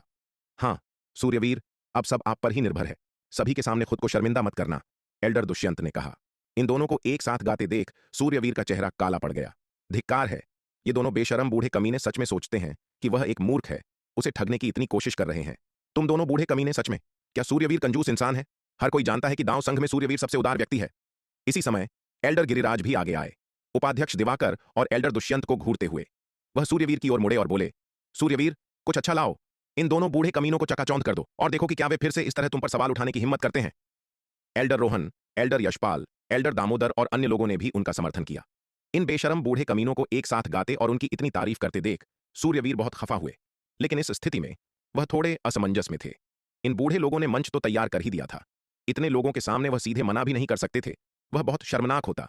बिल्कुल बिल्कुल, मैं सूर्यवीर निश्चित रूप से आप सभी को निराश नहीं करूंगा, सूर्यवीर ने एक कृत्रिम मुस्कान के साथ कहा। हालांकि वह बहुत मिलनसार और विनम्र दिखाई दे रहे थे, लेकिन अपने दिल में वह उपाध्यक्ष दिवाकर, एल्डर दुष्यंत और उनकी 18 पीढ़ियों के पूर्वजों को कोसना चाहते थे। धिक्कार है, इस तरह से लोगों को धोखा नहीं दिया जाता। यह देखकर कि सूर्यवीर मान गए हैं, उपाध्यक्ष दिवाकर, एल्डर दुष्यंत और अन्य सभी ने संतुष्ट भाव दिखाए। स्वाभाविक रूप से वे इस मामले में विराट से मदद मांगने में बहुत शर्मिंदा थे। हालांकि वे विराट को भाई कहते थे, फिर भी वह उनसे जूनियर था। ये बूढ़े लोग हालांकि ढीठ थे, फिर भी उन्हें कुछ शर्म आती थी। लेकिन सूर्यवीर अलग थे। सूर्यवीर ने दांव संघ में काफी समय बिताया था और उनका वास्तविक विकास दांव संघ के भीतर हुआ था। वह दांव संघ के सच्चे सदस्य थे और उनके साथ उनका रिश्ता बहुत करीब और परिचित था। हालांकि विराट को दांव संघ का दांव पुत्र माना जाता था, लेकिन वह इसके भीतर पले बढ़े नहीं थे। इसके अलावा उन्होंने वहां बहुत कम समय बिताया था और कभी इसके संसाधनों का उपयोग नहीं किया था। इसके बजाय दांव संघ ने तलवार संप्रदाय के संसाधनों की एक बड़ी मात्रा का उपयोग किया था और विराट से अपार उपकार प्राप्त किए थे। सूर्यवीर का शोषण करते समय उन्हें विनम्र होने की आवश्यकता नहीं थी, लेकिन विराट से सीधे उपकार मांगने में उन्हें अजीब लगता था। शक्ति सिंधु महाद्वीप, दक्षिणी सागर, एक विशाल द्वीप पर। यह द्वीप, हालांकि इसे द्वीप कहा जाता है, इसका क्षेत्रफल अत्यंत विशाल था, जो सैकड़ों अरबों मील तक फैला हुआ था और आकार में मध्य महाद्वीप के युमेश राजवंश के लगभग बराबर था। सख्ती से कहा जाए तो यह द्वीप एक द्वीप नहीं था, बल्कि मूल दक्षिणी महाद्वीप का एक टुकड़ा था। दक्षिणी महाद्वीप का क्षेत्र कभी बहुत विशाल था, मध्य महाद्वीप के आकार का लगभग 2/3, हालांकि उतना बड़ा नहीं था। लेकिन लाखों साल पहले हुए महान युद्ध के बाद पूरा दक्षिणी और दक्षिण पश्चिम महाद्वीप अनगिनत टुकड़ों में बिखर गया। मूल दक्षिणी महाद्वीप अब दक्षिणी सागर में बदल चुका था। वे महाद्वीपीय टुकड़े दक्षिणी सागर पर तैर रहे थे और विशाल द्वीप बन गए थे। यह विशेष द्वीप इन टुकड़ों में सबसे बड़ा है। इस द्वीप के केंद्र में एक विशाल और विस्तृत रसातल है। रसातल के नीचे अविश्वसनीय रूप से गाढ़ी काली ऊर्जा मंथन कर रही है और उमड़ रही है, लेकिन वह चाहे कितना भी संघर्ष कर ले, वह बच नहीं सकती है। यह इसलिए है क्योंकि रसातल के ऊपर एक अविश्वसनीय रूप से शक्तिशाली सील है, जो इस काली ऊर्जा को भीतर फंसाती है। इस रसातल के चारों ओर क्रॉस पैर की आकृतियां बैठी हैं, जिनका नेतृत्व सफेद बाल और दाढ़ी वाला एक बूढ़ा व्यक्ति कर रहा है। ये 100 से अधिक आकृतियां हैं, जिनमें से प्रत्येक एक शक्तिशाली आभा बिखेर रही है। उनकी आभा को देखते हुए उनमें से सबसे कमजोर भी कम से कम एक अंतिम चरण का दिव्य विकास लोक का साधक है। जहां तक सफेद बालों वाले एल्डर की बात है, वह एक सर्वोच्च विशेषज्ञ हैं जिनका साधना स्तर अर्ध महाविपत्ति लोक तक पहुंच गया है। ये 100 से अधिक विशेषज्ञ मानवता के सबसे मजबूत समूह का प्रतिनिधित्व करते हैं। उनका मिशन इस सील की रक्षा करना है जो करोड़ों वर्षों से अस्तित्व में है। बेशक सील की रखवाली करने वाले मानव विशेषज्ञों का यह समूह मूल समूह नहीं है। करोड़ों वर्ष बीत चुके हैं और विशेषज्ञों का सबसे पहला समूह या तो युद्ध में लगी गंभीर चोटों के कारण मर गया या इसलिए मर गया क्योंकि उनकी साधना अपर्याप्त थी और उनका जीवन काल समाप्त हो गया था। आखिरकार एक दिव्य विकास लोक के विशेषज्ञ का जीवन काल बिना किसी विशेष परिस्थिति के अधिकतम 1 करोड़ वर्ष होता है। असुर ग्रसिका, असुर रुद्र और अन्य अंधकार दानव विशेषज्ञ लगभग 1 करोड़ वर्षों के बाद भी जीवित क्यों हैं? इसका कारण यह है कि उन्होंने 2 तरीकों से अपना जीवन काल बढ़ाया है। पहला, नींद के माध्यम से, और दूसरा क्योंकि उनके पास अंधकार रसातल में अंधकार दानव जाति के विशेष खजाने हैं। इन 2 कारकों के संयोजन ने उनके जीवन काल को बढ़ा दिया है। थी शायद जो बात उसे सबसे ज्यादा खुश करती थी वह थी उसे अपने पास रखना, एक साथ तूफानों का सामना करना। मुहर की रक्षा करने वाले मानव योद्धाओं का यह समूह पहला समूह नहीं था। करोड़ों वर्ष बीत चुके थे और योद्धाओं का शुरुआती समूह या तो युद्ध में लगी गंभीर चोटों के कारण नष्ट हो गया था या फिर साधना अपर्याप्त होने और जीवन काल समाप्त होने के कारण मृत्यु को प्राप्त हो गया था। आखिरकार किसी विशेष परिस्थिति के बिना दिव्य विकास लोक के योद्धा का जीवन काल अधिकतम 1 करोड़ वर्ष होता है।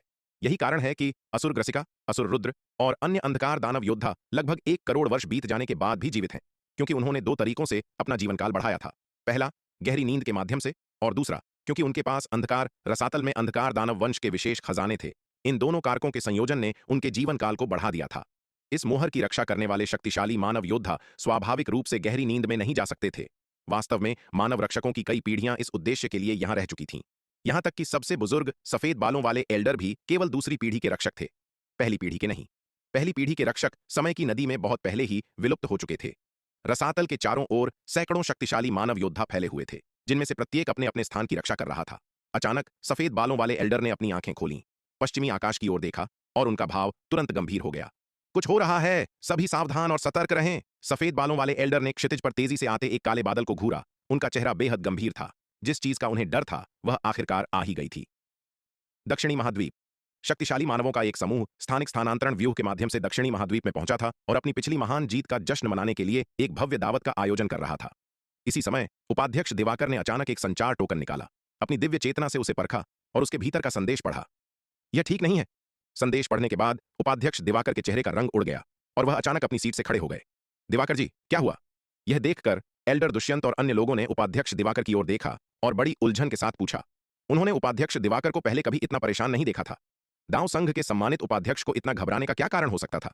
दिव्य विकास लोक के चरम स्तर पर वे 5 अंधकार दानव वंश के विशेषज्ञ दानव वंश की असली छिपी हुई ताकत नहीं है। वे केवल एक छोटी सी टीम है। दानव वंश की असली मुख्य सेना मुहर पर हमला करने गई है। उपाध्यक्ष दिवाकर ने बेहद गंभीर स्वर में कहा। क्या? दिव्य विकास लोक के चरम स्तर पर वे 5 अंधकार दानव विशेषज्ञ दानव वंश की असली छिपी हुई मुख्य सेना नहीं है? उपाध्यक्ष दिवाकर के शब्द सुनकर हर कोई तुरंत हैरान रह गया। उपाध्यक्ष दिवाकर, आपने अब भी कहा कि दानव वंश की मुख्य सेना मुहर पर हमला करने गई है। कौन सी मुहर? एल्डर दामोदर ने पूरी तरह से हैरान होते हुए पूछा। वह दांव संघ के एक उच्च पदस्थ सदस्य थे, लेकिन उन्होंने कभी शक्ति सिंधु महाद्वीप पर किसी मुहर के बारे में नहीं सुना था। दिवाकर जी, क्या ऐसा हो सकता है कि अध्यक्ष जनार्दन ने ही आपको यह संदेश भेजा हो? उपाध्यक्ष दिवाकर की बात सुनकर एल्डर दुष्यंत का चेहरा बदल गया और वह अपनी सीट से अचानक खड़े हुए बिना नहीं रह सके। हाँ, अध्यक्ष जनार्दन ने ही मुझे संदेश भेजा है, उपाध्यक्ष दिवाकर ने भारी मन से कहा। मुहर पर वर्तमान में दानव विशेषज्ञों का भयंकर हमला हो रहा है और अध्यक्ष जनार्दन की तरफ के लोग टिके रहने के लिए संघर्ष कर रहे हैं। हमें क्या करना चाहिए? एल्डर दुष्यंत ने यह सुनकर चिंता से कहा।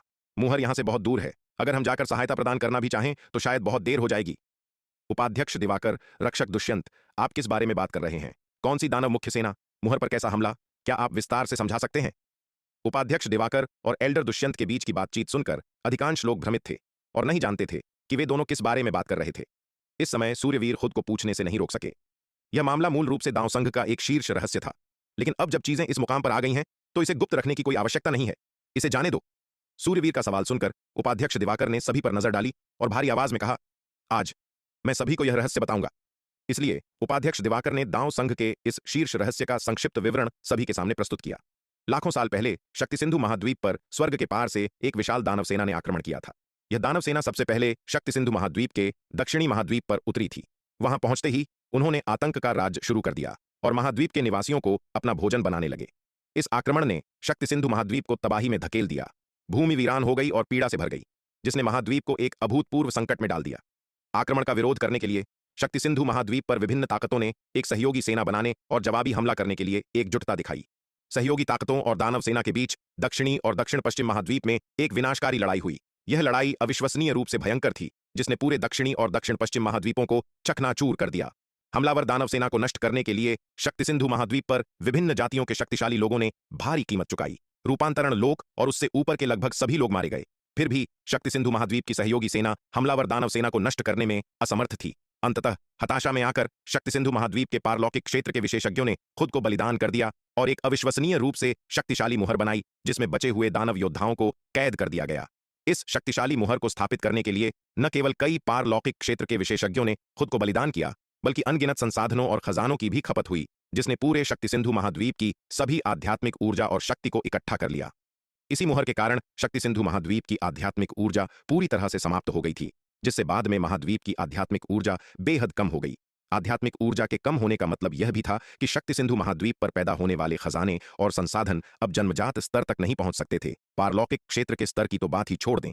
इसलिए तब से शक्ति सिंधु महाद्वीप पर योद्धाओं के लिए दिव्य विकास लोक तक साधना करना अविश्वसनीय रूप से कठिन हो गया है। और जहां तक महाविपत्ति लोक में प्रवेश करने की बात है, पिछले 1 करोड़ वर्षों में कोई भी सफल नहीं हुआ है। उस लड़ाई ने शक्ति सिंधु महाद्वीप पर एक विनाशकारी प्रहार किया था। सभी महाविपत्ति लोक के विशेषज्ञ मारे गए और केवल मुट्ठी भर दिव्य विकास लोक के विशेषज्ञ बचे। उस अंतिम लड़ाई में हालांकि शक्ति सिंधु महाद्वीप के महाविपत्ति लोक के विशेषज्ञों ने खुद को बलिदान करके दानव वंश के अधिकांश विशेषज्ञों को मुहरबंद कर दिया था, एक शेष दानव सेना अभी भी पश्चिमी महाद्वीप और उत्तर पश्चिमी महाद्वीप की ओर भागने में सफल रही। हालांकि मानव जाति जानती थी कि ऐसी एक शेष सेना पश्चिमी महाद्वीप की ओर भाग रही है, दुर्भाग्य से उस समय मानव हताहत बहुत अधिक थे और वे भागने वाली दानव शेष सेना का पीछा करने में सक्षम नहीं थे। उस लड़ाई का अंतिम परिणाम यह हुआ कि दक्षिणी महाद्वीप और दक्षिण पश्चिम महाद्वीप चकनाचूर हो गए। मानव विशेषज्ञ लगभग पूरी तरह से मिट गए।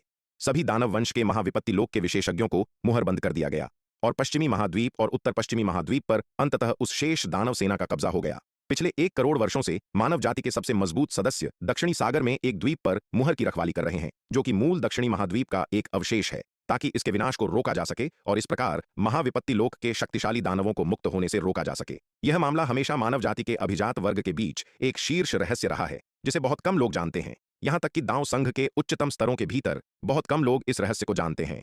दांव संघ इस मामले को 2 कारणों से एक शीर्ष रहस्य के रूप में वर्गीकृत करता है। पहला, मुहर की सुरक्षा सुनिश्चित करने के लिए।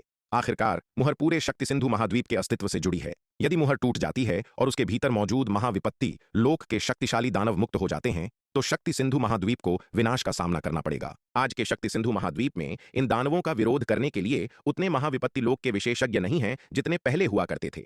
यदि बहुत से लोग इस रहस्य को जान लेते, तो यह अनिवार्य रूप से छिपे हुए उद्देश्यों वाले लोगों या दानवों द्वारा रिश्वत लिए गए लोगों को इसे नष्ट करने के लिए आकर्षित करता।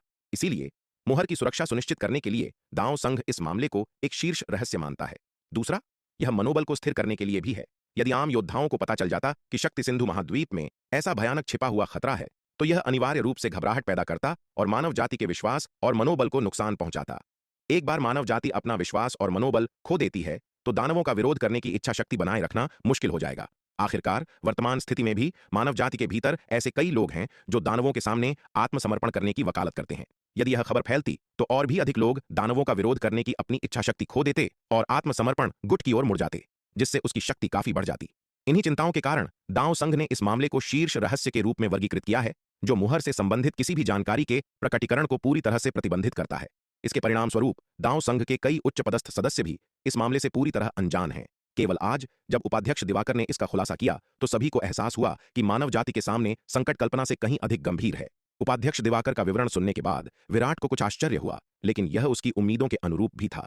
पूर्वी सागर में प्राचीन ड्रैगन महल के खंडहरों में उन दृश्यों को देखने के बाद उसने महसूस किया कि शक्ति सिंधु महाद्वीप पर दानवों की छिपी हुई शक्ति पश्चिमी महाद्वीप में असुर भैरव के श्रृंगी दानवों से कहीं अधिक थी। आखिरकार उस समय शक्ति सिंधु महाद्वीप पर आक्रमण करने वाली दानव सेना वास्तव में ताकत में भयानक थी। क्या इतनी शक्तिशाली दानव सेना को इतनी आसानी से नष्ट किया जा सकता था, जिससे केवल पश्चिमी महाद्वीप की महत्वहीन सहायक दानव सेना बची रहे, विशेष रूप से अंधकार दानव, जिनकी शारीरिक सुरक्षा अनगिनत लोकों में प्रसिद्ध है। विराट को हरित से पता चला था कि अनगिनत लोकों में भी अंधकार दानवों को मारना कुख्यात रूप से कठिन था। अंधकार दानव को हराना अपेक्षाकृत आसान हो सकता है, लेकिन इतनी दुर्जय शारीरिक सुरक्षा वाले अंधकार दानव को मारना अविश्वसनीय रूप से कठिन था। इसलिए जब अनगिनत लोकों में अन्य जातियों ने अंधकार दानवों का सामना किया, तो उन्होंने अक्सर उन्हें मुहरबंद कर दिया, जिससे समय की शक्ति उन्हें धीरे धीरे नष्ट कर दे। अब उपाध्यक्ष दिवाकर की बातें सुनकर विराट के संदेह की पुष्टि हो गई। जैसा कि उसने उम्मीद की थी, शक्ति सिंधु महाद्वीप पर दानवों की शेष शक्ति जितनी दिखती थी, उससे अनगिनत गुना अधिक मजबूत थी। इसी तरह मानव जाति की ताकत वैसी नहीं थी जैसी उसने शुरू में समझी थी। मध्य महाद्वीप में शेष मानव योद्धा मानवता के सबसे कुलीन बल नहीं थे। सबसे शक्तिशाली मानव ताकतें सभी दक्षिणी सागर में मुहर की रखवाली कर रही थीं। उपाध्यक्ष दिवाकर, आपके गुरु जिस मुहर की आप बात कर रहे हैं वह वास्तव में कहाँ है? विराट ने उपाध्यक्ष दिवाकर से पूछा। मूल दक्षिणी महाद्वीप क्षेत्र का मध्य भाग, जो ठीक यहाँ है। उपाध्यक्ष दिवाकर ने हवा में इशारा किया, अपनी सच्ची सार का उपयोग करते हुए दक्षिणी महाद्वीप का एक नक्शा बनाया और एक विशाल द्वीप की ओर इशारा किया। मैं जाकर देखूंगा, विराट ने उपाध्यक्ष दिवाकर द्वारा बताए गए स्थान की ओर देखते हुए कहा। इसके साथ ही विराट दक्षिणी महाद्वीप के ऊपर आसमान में चमका, अपनी लंबी तलवार निकाली और दक्षिण की ओर वार किया, जिससे एक स्थानिक दरार खुल गई। फिर वह उस दरार में चला गया। उपाध्यक्ष दिवाकर पहले तो स्तब्ध रह गए, फिर उन्हें याद आया कि विराट अंतरिक्ष को चीर कर यात्रा कर सकता है और वे बहुत खुश हुए। विराट के वहां होने से वह बहुत मददगार साबित हो सकता था, शायद मुहर पर हमला करने वाले दानव योद्धाओं को खदेड़ने में भी। विराट ने बार बार अंतरिक्ष को चीरते हुए उपाध्यक्ष दिवाकर द्वारा बताए गए स्थान के पास पहुंचा। जब वह स्थानिक दरार से निकला तो उसने वास्तव में एक दूर विशाल द्वीप के केंद्र में एक विशाल रसातल देखा। रसातल के ऊपर एक अविश्वसनीय रूप से शक्तिशाली मुहर थी। रसातल के चारों ओर विशाल पत्थर के खंभे खड़े थे, जिनमें से प्रत्येक पर गहरे और जटिल रून खुदे हुए थे। इन खंभों के शीर्ष पर अनगिनत शक्तिशाली जादुई खजाने थे। अकेले कम से कम 100 पारलौकिक दिव्य अस्त्र थे और अनगिनत जन्मजात जादुई खजाने थे। यह देखकर विराट को अचानक समझ में आया कि शक्ति सिंधु महाद्वीप पर जन्मजात जादुई खजाने इतने दुर्लभ क्यों थे।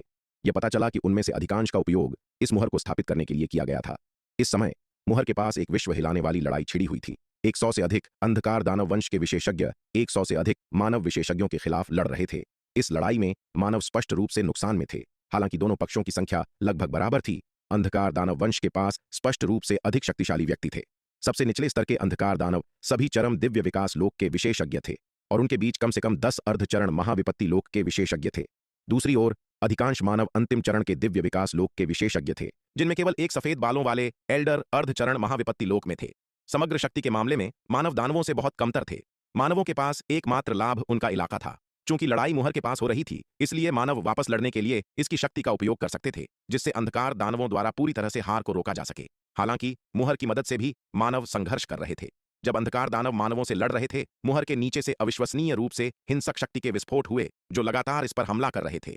मुहर की अधिकांश शक्ति का उपयोग मुहर के नीचे के दंगों को दबाने के लिए किया जा रहा था। मुहर की रक्षा करने वाले मानव योद्धा दुश्मन से लड़ने के लिए व्यूह की बहुत अधिक शक्ति जुटाने की हिम्मत नहीं कर रहे थे, इस डर से कि व्यूह की शक्ति नीचे के शक्तिशाली दानवों को मुक्त होने से रोकने के लिए अपर्याप्त होगी। दानव योद्धाओं के भयंकर हमलों के तहत मानव योद्धा केवल टिके रहने के लिए संघर्ष कर रहे थे। हालांकि स्थिति को देखते हुए मानव पक्ष की हार अपरिहार्य थी, क्योंकि दोनों पक्षों के बीच ताकत में असमानता बहुत अधिक थी। अपने सामने भयंकर लड़ाई को देखकर विराट का चेहरा बेहद गंभीर हो गया। हालांकि उसने अनुमान लगाया था कि मुहर पर दानव जाति का हमला शक्तिशाली होने की संभावना है, लेकिन वह यह देखकर हैरान था कि उनकी ताकत उसकी उम्मीदों से कहीं अधिक थी। 100 से अधिक अंधकार दानव जो दिव्य विकास लोक के चरम पर थे, जिनमें 10 से अधिक अर्धचरण महाविपत्ति लोक के विशेषज्ञ शामिल थे। यह कितनी भयानक शक्ति थी। उसने पहले ही असुरग्रसिका के 5 चरम दिव्य विकास लोक के अंधकार दानवों से निपटने में काफी प्रयास किया था। 100 से अधिक से निपटने की तबाही की कल्पना करें। ऐसी दुर्जय शक्ति मानवता के लिए उसके वर्तमान स्तर पर पूरी तरह से निराशाजनक थी। ऐसी भारी दानव शक्ति का सामना करते हुए विराट ने लापरवाही से लड़ाई में शामिल होने की हिम्मत नहीं की।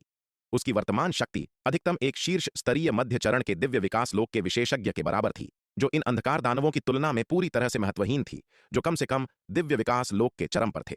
लापरवाही से लड़ाई में शामिल होना आत्महत्या के समान होगा।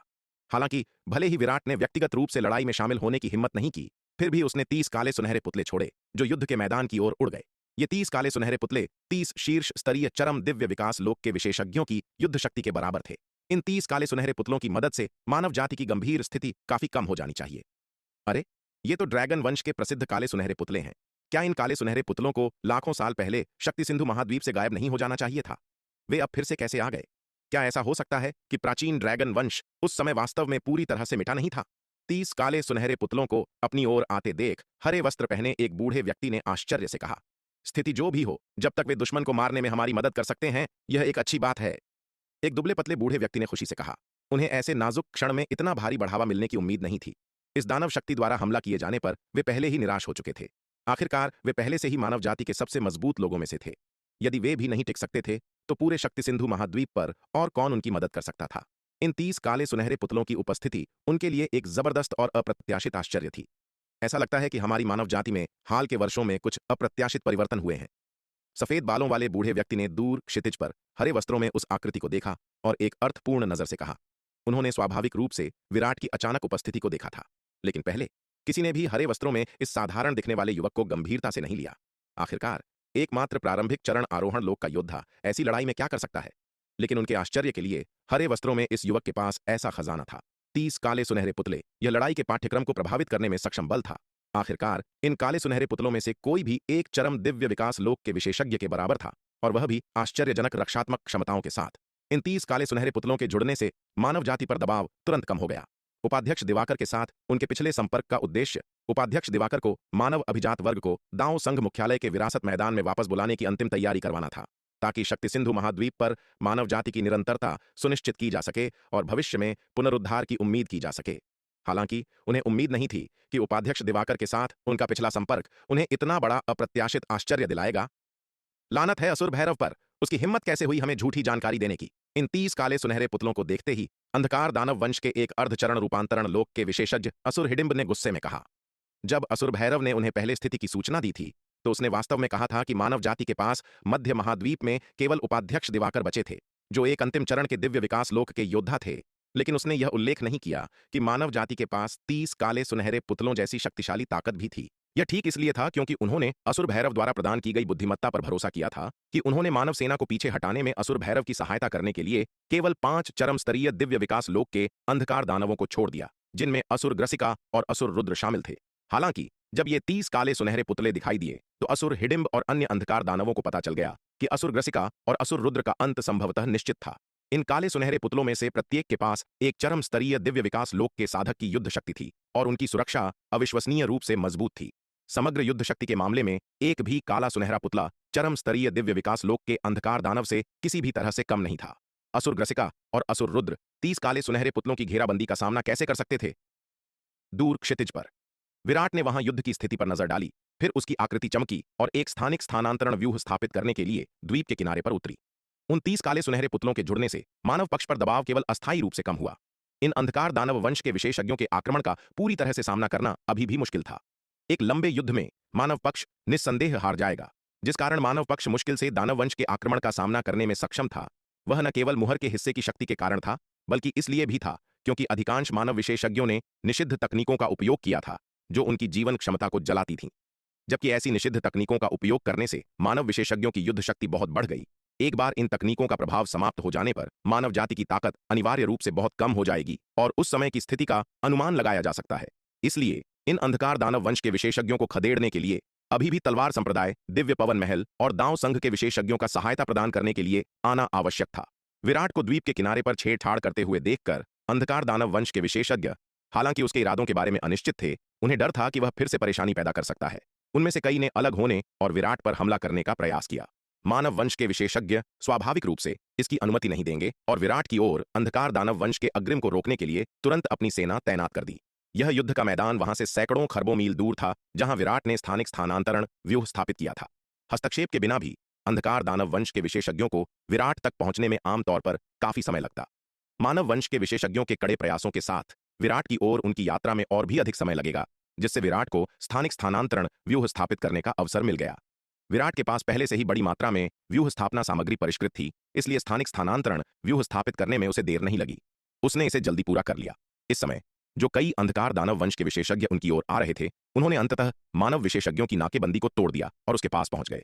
जैसे ही अंधकार दानव वंश के विशेषज्ञ विराट पर हमला करने वाले थे, स्थानिक स्थानांतरण व्यूह के भीतर व्यूह के प्रकाश की एक किरण चमकी। उसके बाद एक अतुलनीय तेज तलवार की रोशनी ने अंधकार दानव वंश के विशेषज्ञों में से एक की ओर वार किया। स्थानिक स्थानांतरण व्यूह से उभरने वाला पहला व्यक्ति विराट का तीसरा अवतार शिखर शर्मा था। जैसे ही शिखर शर्मा बाहर आए, वह तुरंत अंधकार दानव वंश के विशेषज्ञों के साथ युद्ध में शामिल हो गए, जो विराट के पास पहुंच गए थे। शिखर शर्मा की वर्तमान ताकत पहले से ही दिव्य विकास लोक के चरम पर एक अंधकार दानव वंश के विशेषज्ञ के बराबर थी, और उनके हाथ में बैंगनी मेघ स्वर्ण तलवार के साथ वह एक अर्धचरण महाविपत्ति लोक के अंधकार दानव वंश के विशेषज्ञ का मुकाबला करने में भी सक्षम थे।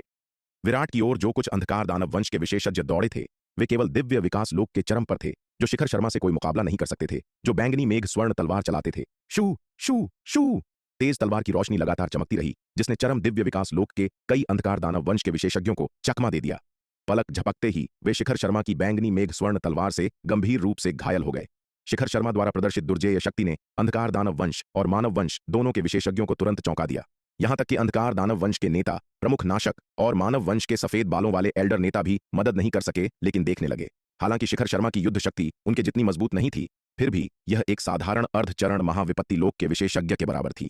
यह संपूर्ण युद्ध को प्रभावित करने में सक्षम एक शक्तिशाली बल था।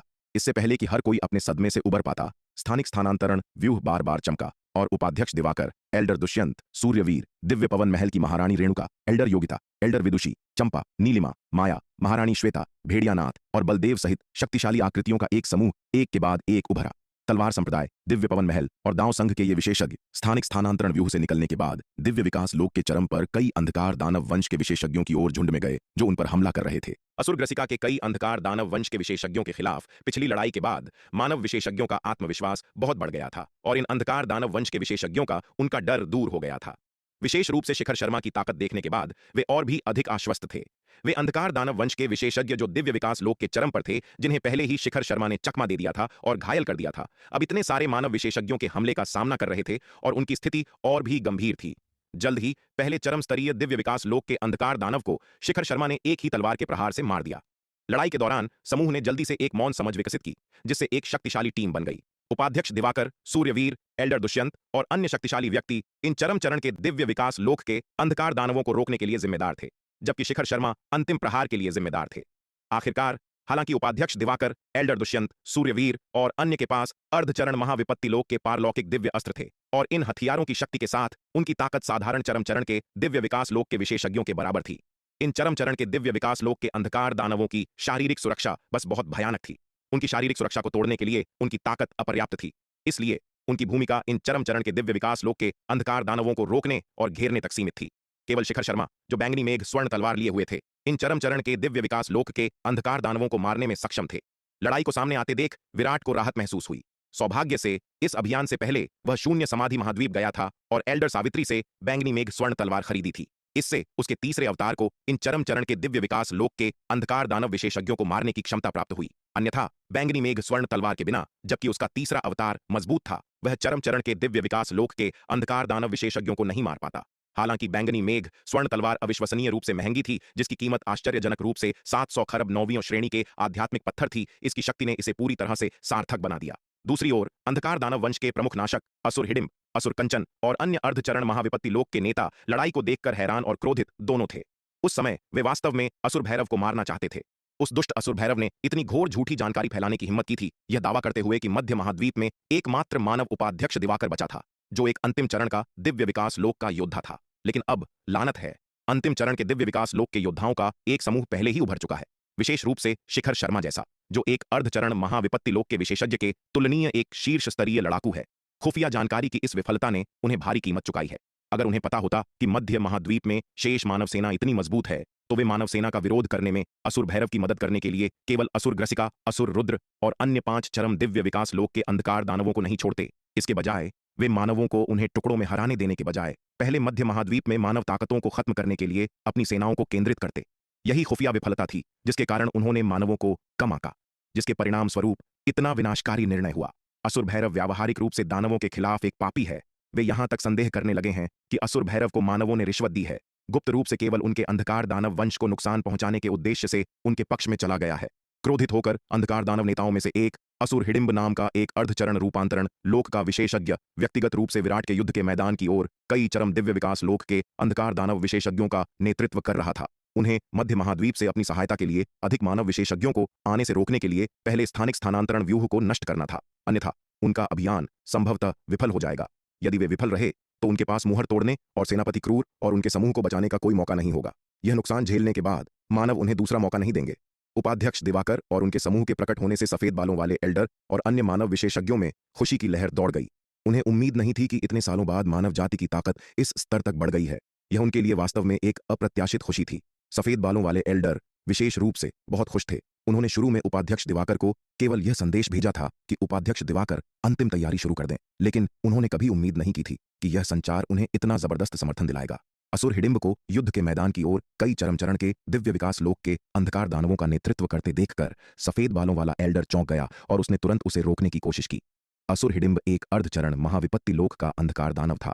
यदि उसने व्यक्तिगत रूप से हमला करने के लिए कई चरम चरण के दिव्य विकास लोक के अंधकार दानवों का नेतृत्व किया, तो उपाध्यक्ष दिवाकर और अन्य लोग उसका सामना नहीं कर पाएंगे, खासकर क्योंकि असुर हिडिंब अर्धचरण महाविपत्ति लोक के अंधकार दानवों में 3 सबसे शक्तिशाली नेताओं में से एक था। हालांकि भले ही सफेद बालों वाला एल्डर असुर हिडिंब को रोकना चाहता था, लेकिन अगर वह जाना चाहता था तो वह संभवतः उसे कैसे रोक सकता था। आखिरकार वहां मौजूद अर्धचरण महाविपत्ति लोक के अंधकार दानवों में सिर्फ असुर हिडिंब ही नहीं था। असुर हिडिंब के इरादों को जानने के बाद प्रमुख नाशक, असुर कंचन और अन्य अर्धचरण महाविपत्ति लोक के अंधकार दानवों ने स्वाभाविक रूप से असुर हिडिंब के कार्यों के साथ पूरा सहयोग किया। प्रमुख नाशक के व्यक्तिगत संयम के तहत सफेद बालों वाला बूढ़ा व्यक्ति केवल असहाय होकर देख सकता था कि असुर हिडिंब चरम चरण के दिव्य विकास लोक के कई अंधकार दानवों को उनकी ओर ले जा रहा है।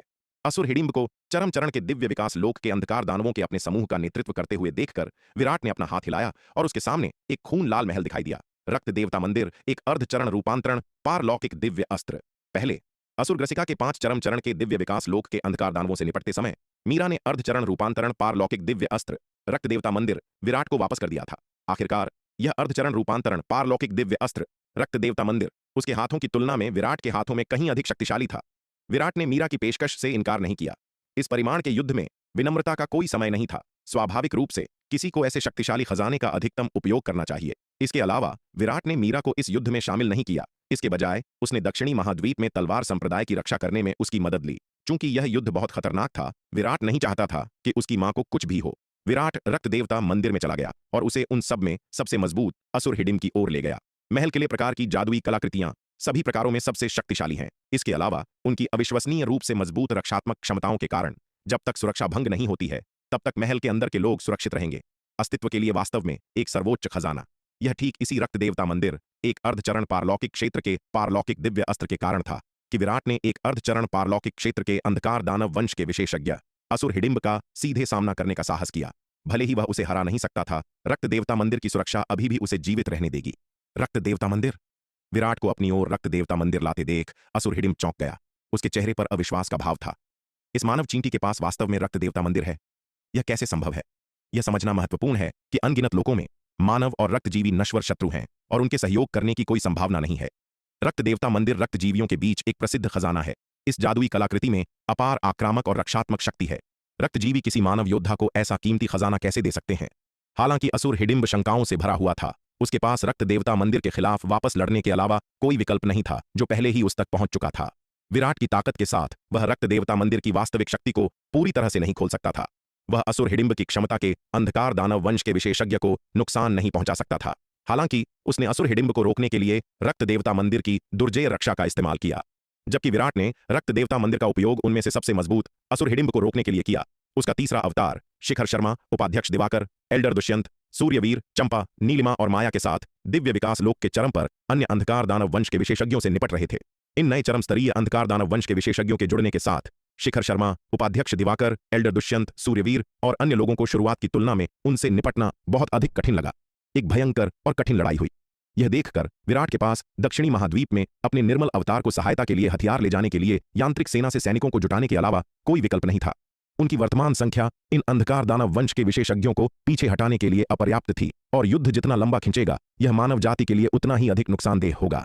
मानव विशेषज्ञों में से कई निषिद्ध तकनीकों का उपयोग कर रहे थे जो उनकी जीवन क्षमता को जला देती थीं, जिससे वे एक लंबी लड़ाई को बनाए रखने में असमर्थ हो जाते थे। इसलिए इस युद्ध को त्वरित और निर्णायक होना आवश्यक था, जिसका उद्देश्य उनकी निषिद्ध तकनीकों की शक्ति कम होने से पहले अंधकार दानव वंश के विशेषज्ञों को हराना था। विराट का इरादा इन अंधकार दानव वंश के विशेषज्ञों को पूरी तरह से मिटाने का नहीं था, क्योंकि यह एक असंभव काम था। दिव्य विकास लोक या उससे ऊपर के चरम पर 100 से अधिक अंधकार दानव वंश के विशेषज्ञ विशेष रूप से अर्धचरण महाविपत्ति लोक में कम से कम 10 एक भयानक शक्ति बनाते थे। यहां तक कि अगर पूरे तलवार संप्रदाय और दांव संघ को सुदृढ़ करने के लिए लाया गया तो उन्हें नष्ट करना असंभव होगा। उन्हें खदेड़ने में सक्षम होना पहले से ही एक चमत्कार था। विराट के निर्मल अवतार के आदेश के तहत यांत्रिक सेना के सैनिकों के एक समूह ने दक्षिणी महाद्वीप से विशाल युद्ध मशीनों को इस द्वीप पर ले जाया। इन सैनिकों के साथ हिमशिखा, वैदेही, जयवर्धन, बलराम, यश, शिखा शर्मा और अन्य प्रारंभिक चरण के दिव्य विकास लोक के योद्धा थे। मूल रूप से विराट और उपाध्यक्ष दिवाकर का दिव्य विकास लोक के मध्य चरण से नीचे के योद्धाओं को इस युद्ध में शामिल करने का इरादा नहीं था। आखिरकार इस परिमाण के युद्ध में प्रारंभिक चरण के दिव्य विकास लोक के योद्धाओं को शामिल करना बेहद खतरनाक था। एक भी गलत कदम के परिणाम स्वरूप इन प्रारंभिक चरण के दिव्य विकास लोक के योद्धाओं में भारी हताहत हो सकते हैं। लेकिन लड़ाई के इस बिंदु तक बढ़ने के साथ वे किसी और चीज के बारे में चिंता नहीं कर सकते थे। यदि अंधकार दानवों की योजना सफल होती है, जिससे वे मुहर को तोड़ने और उसके नीचे रूपांतरण लोक के अंधकार दानव विशेषज्ञों को मुक्त करने की अनुमति देते हैं, तो यह वास्तव में शक्ति सिंधु महाद्वीप के लिए एक बहुत बड़ी तबाही होगी। बेशक विराट ने इन प्रारंभिक चरण के दिव्य विकास लोक के योद्धाओं को लड़ने के लिए नहीं भेजा, बल्कि उसने उन्हें यांत्रिक सेना के सैनिकों की रक्षा के लिए भेजा। आखिरकार यांत्रिक सेना के अधिकांश सैनिक आरोहण लोक में थे, और एक बार जब अंधकार दानव विशेषज्ञ करीब आ जाएंगे तो वे विरोध करने के लिए पूरी तरह से शक्तिहीन होंगे। इन प्रारंभिक चरण के दिव्य विकास लोक के योद्धाओं के मौजूद होने के कारण, हालांकि वे चरम दिव्य विकास लोक के अंधकार दानव विशेषज्ञों का कोई मुकाबला नहीं कर सकते थे, वे अभी भी एक युद्ध व्यूह बनाकर और कुछ रूणों की शक्ति का उपयोग करके थोड़ी देर तक टिके रह सकते थे।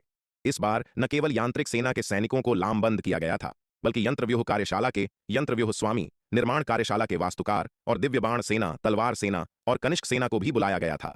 स्थानिक स्थानांतरण व्यूह से बड़ी संख्या में सैनिक निकले।